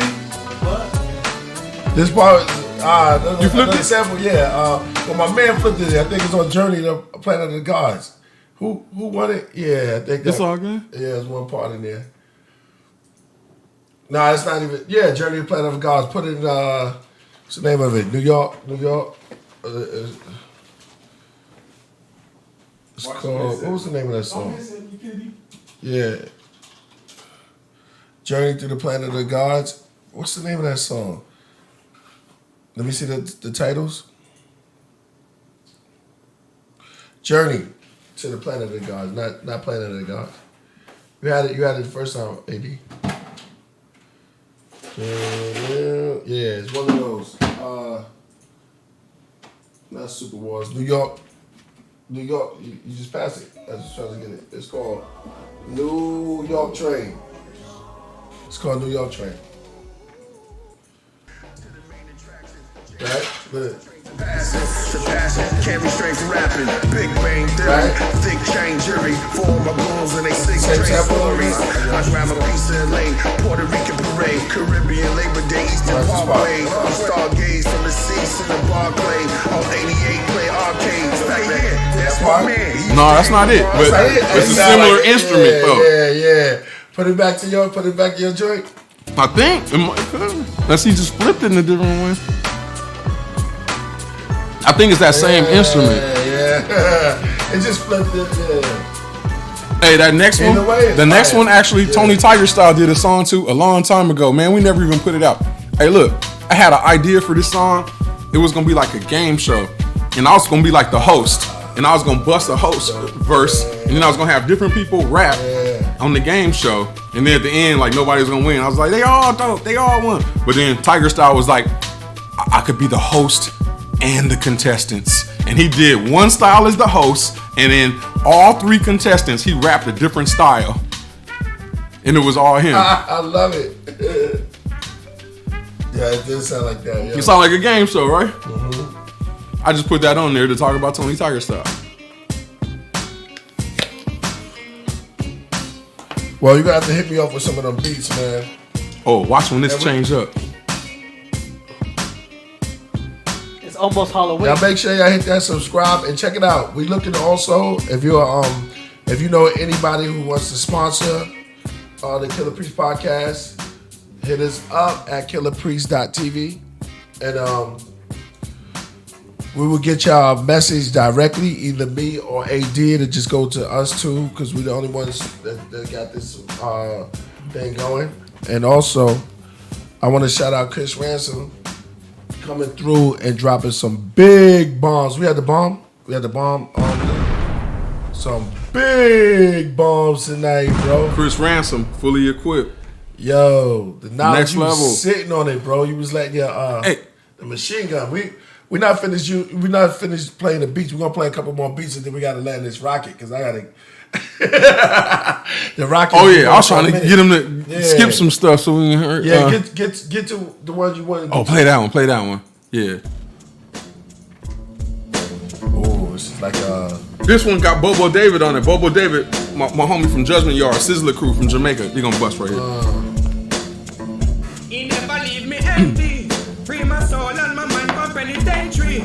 Take me all this way to the Hey, I was in the studio with Brother J. Brother J was like, you basically got Sizzler on the track. What up with Brother J? Yo, man, I need to do something with that, brother. I got a whole Brother J album right now on my Pro Tools that he was working on, and he's working on like Madlib, and something happened or whatever, and then He he was was nicest like, cat back then. Nobody said his name enough, but lyrically, he was always on another. Brother J is dope. I love that dude. From back then. That was crazy. I used to listen to him out here, West Coast gangbanging with the homies. Wow, We be that's fly. That's bumping fly. X-Clan. Yeah. Because they had them beats there. Yeah. Hey, hold up. But I was going to bust after Bobo David. Man, let a little people hear a little flow. Yeah, man. All right. I didn't even hear it. life on my way so lately. Yes, I know that the most eyes have met me. From the valley of Gethsemane, him sent me. All these works and these ways that be deadly. Rastafari. I rain spitting flames, you're lame in the game, simple and plain, yeah, you got a crowd yelling your name. It's a shame they don't know you be increasing the pain, the boo-boo that you spew, just more the same. Let me explain my disdain for how they gain fame. Maintain ignorance that be shackling brains. People got it twisted and you twisting them more. Settle the score, tell them the truth, you work for the whore. On the corners advertising, displaying the flesh. You play such a dirty game cause you playing with death, slaying with breath that your mouth has shaped into word form. Blurred norms, you decapitated firstborns. This storm's for a long time rage. We're closing on the last page. It's the end of the age. Rappers roll with the dragon cause he's getting them paid. You've been played thinking you free, but still enslaved to the grave. Yo. That's how we do, yo. Yo, I'm getting hit up about. Hit that last one too. That's got Bobo David. I'm getting. No, yeah, last one. Bobo David again.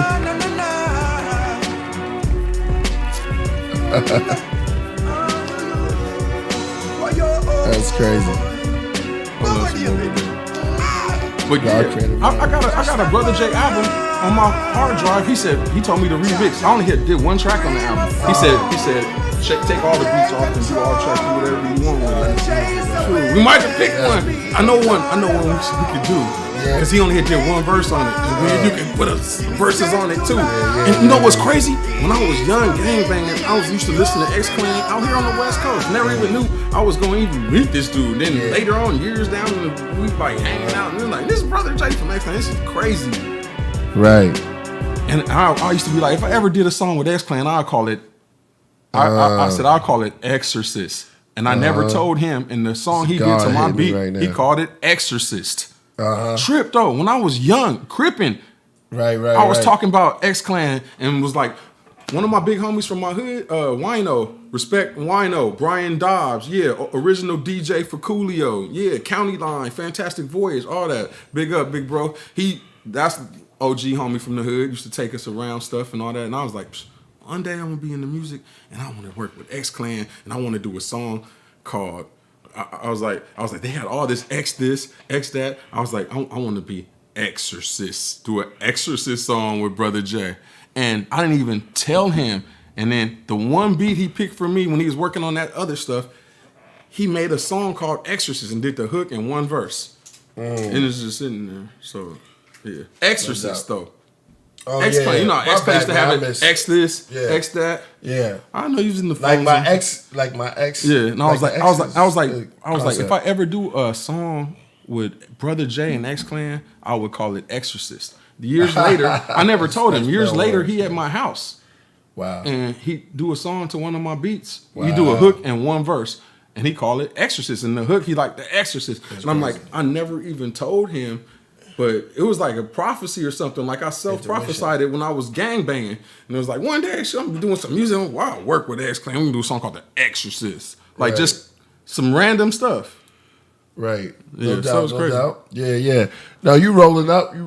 Yo, listen, man. How many people we got in the house? I just want to say shout out because I'm about to close the rocket down and pull the rocket. You've been you've been one of the best guests, man. Somebody out there Man, said, thank you for having me on, and brother. And I said that you came after Scob. Scob is top.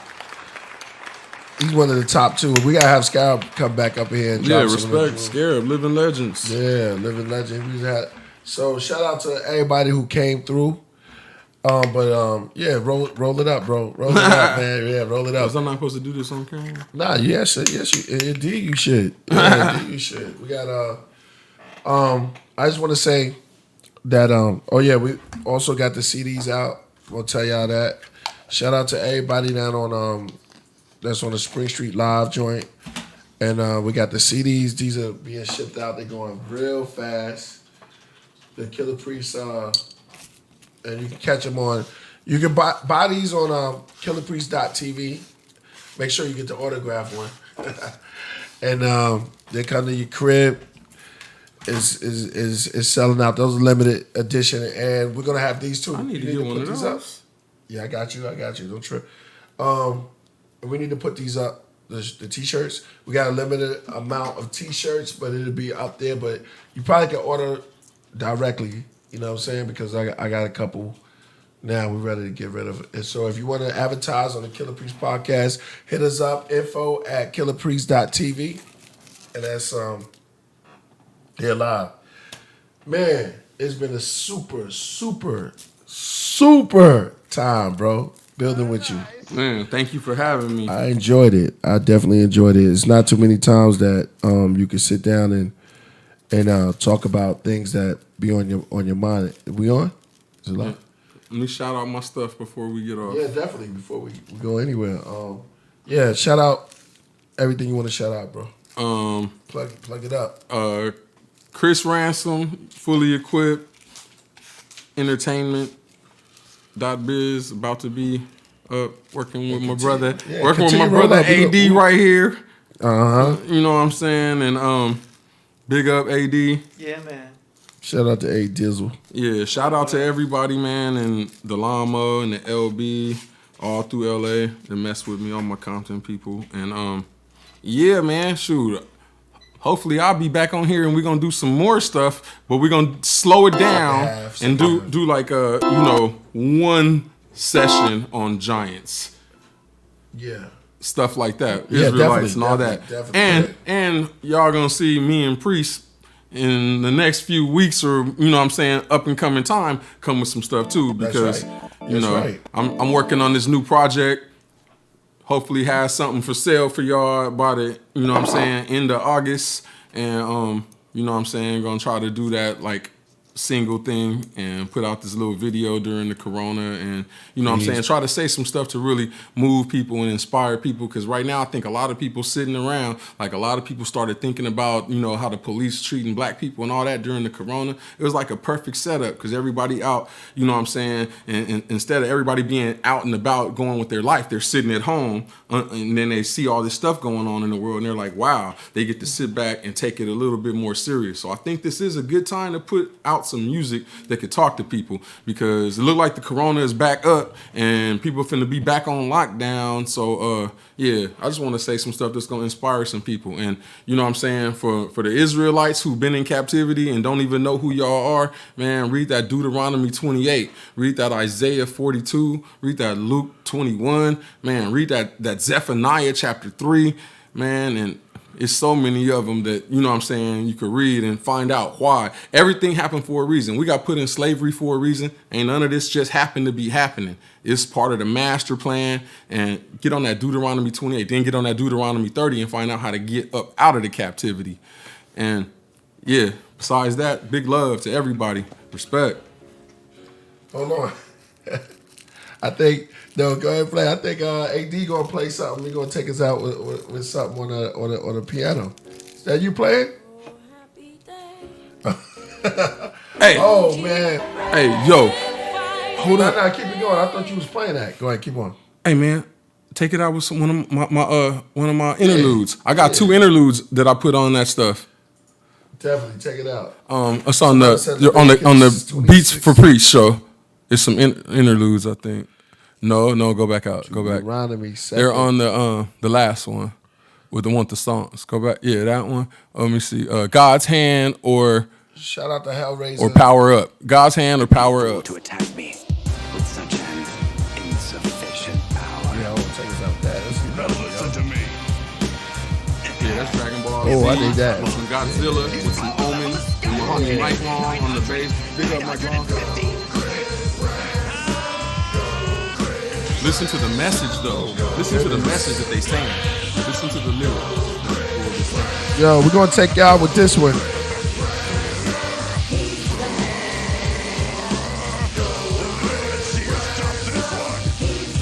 Dope. Yeah, somebody said you got some dope interludes. Takes it. No doubt. Yo, we close out? All right. We're going to go out with this one. I'm Killah Priest. Thank y'all for tuning in to this episode of Killah Priest Podcast with Kris Ransom. Boom. Thanks for having me. We're going to build afterwards. So I wish I could be here to the after hours to this. And AD, yo, good looking, man. Big up, AD. Thanks for having me on the show, man. Thanks for having me, Priest. Absolutely. Over 9,000, Beijing. Y'all stay tuned for next Monday. We got Mercedes music coming in on Monday. Okay, we got Mercedes on next Monday. Peace. Thursday, to be determined. Also, yeah. Shout out to the Florist, working on some real special for y'all. Peace, y'all. Shalom.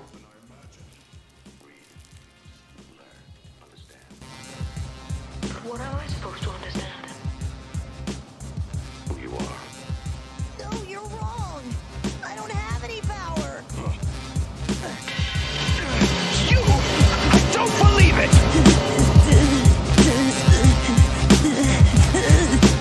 He's so confident. How did he achieve that drastic increase in power and speed?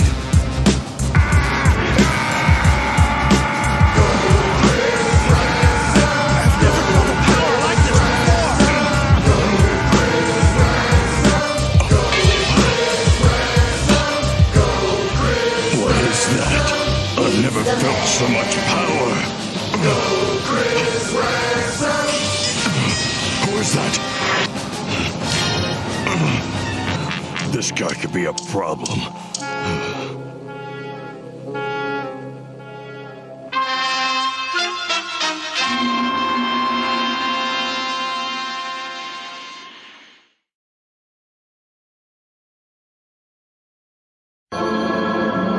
An angel came to him and told him the truth of this world and revealed God's special purpose for our family. The end of the world is coming. It's near. The angel showed me. There are demons among us. The devil has released them for the final battle. It's being fought right now. Nobody knows it except us and others like us. I'm scared, Dad. There's nothing to be afraid of, Tiger. We've been chosen by God. He will protect us. He's given us special jobs to do. We don't fear these demons. We destroy them. We pick them up one by one and we pitch them out of this world. That's God's purpose for us. The angel called us God's hands. So we're like superheroes? That's right. We're a family of superheroes that are going to help save the world. Dad, that doesn't make any sense. I know it sounds that way, son, but it's the truth. So, what are our superpowers? Well, we can see the demons while other people can't. And the angel told me that God would be sending us 3 weapons to destroy them with. Magical weapons? I imagine so. When do we get them? I don't know. The angel just said soon. That's all I was told, except that we're not supposed to tell anybody about any of this. Absolutely no one. If we do, we put them and ourselves in danger.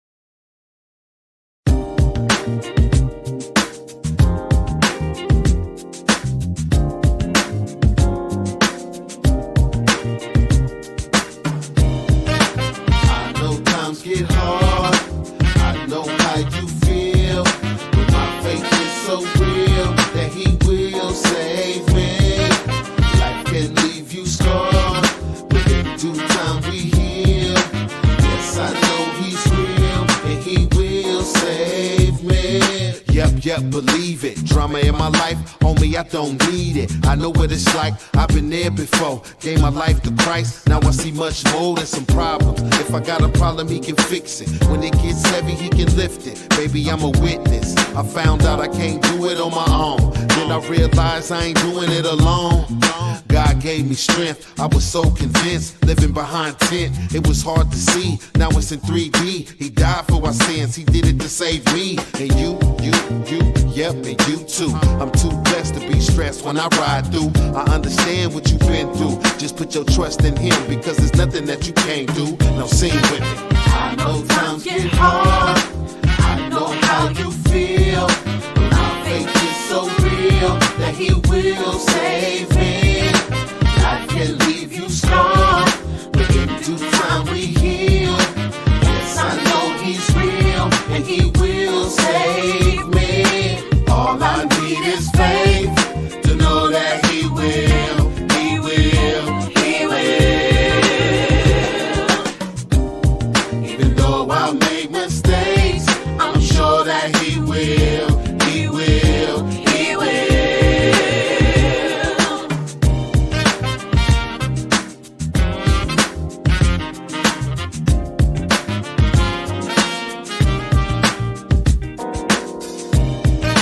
All I need is faith. Yeah. Cruising down the street in my 6'4". I ain't worried about nothing, I ain't tripping no more. It's been a long road, I learn something every day. Every time I pray, Lord, please show me the way. I need your protection, fear no man but God. Live eternally through my spiritual connection. So it's a party in my section, celebrating life, what we do without a question. Can't even imagine what I would do without you. I just wanna scream and tell the world about you. No weapon formed against me can prosper. These are just facts, so what I speak is gospel. It won't be easy, but I know things get better. He can help you through the struggle if you let him. I understand what you've been through. Just put your trust in him, because there's nothing that you can't do. Now sing with me. I know times get hard.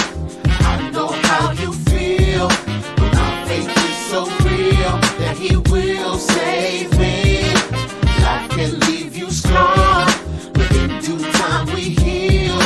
Yes, I know he's real and he will save me.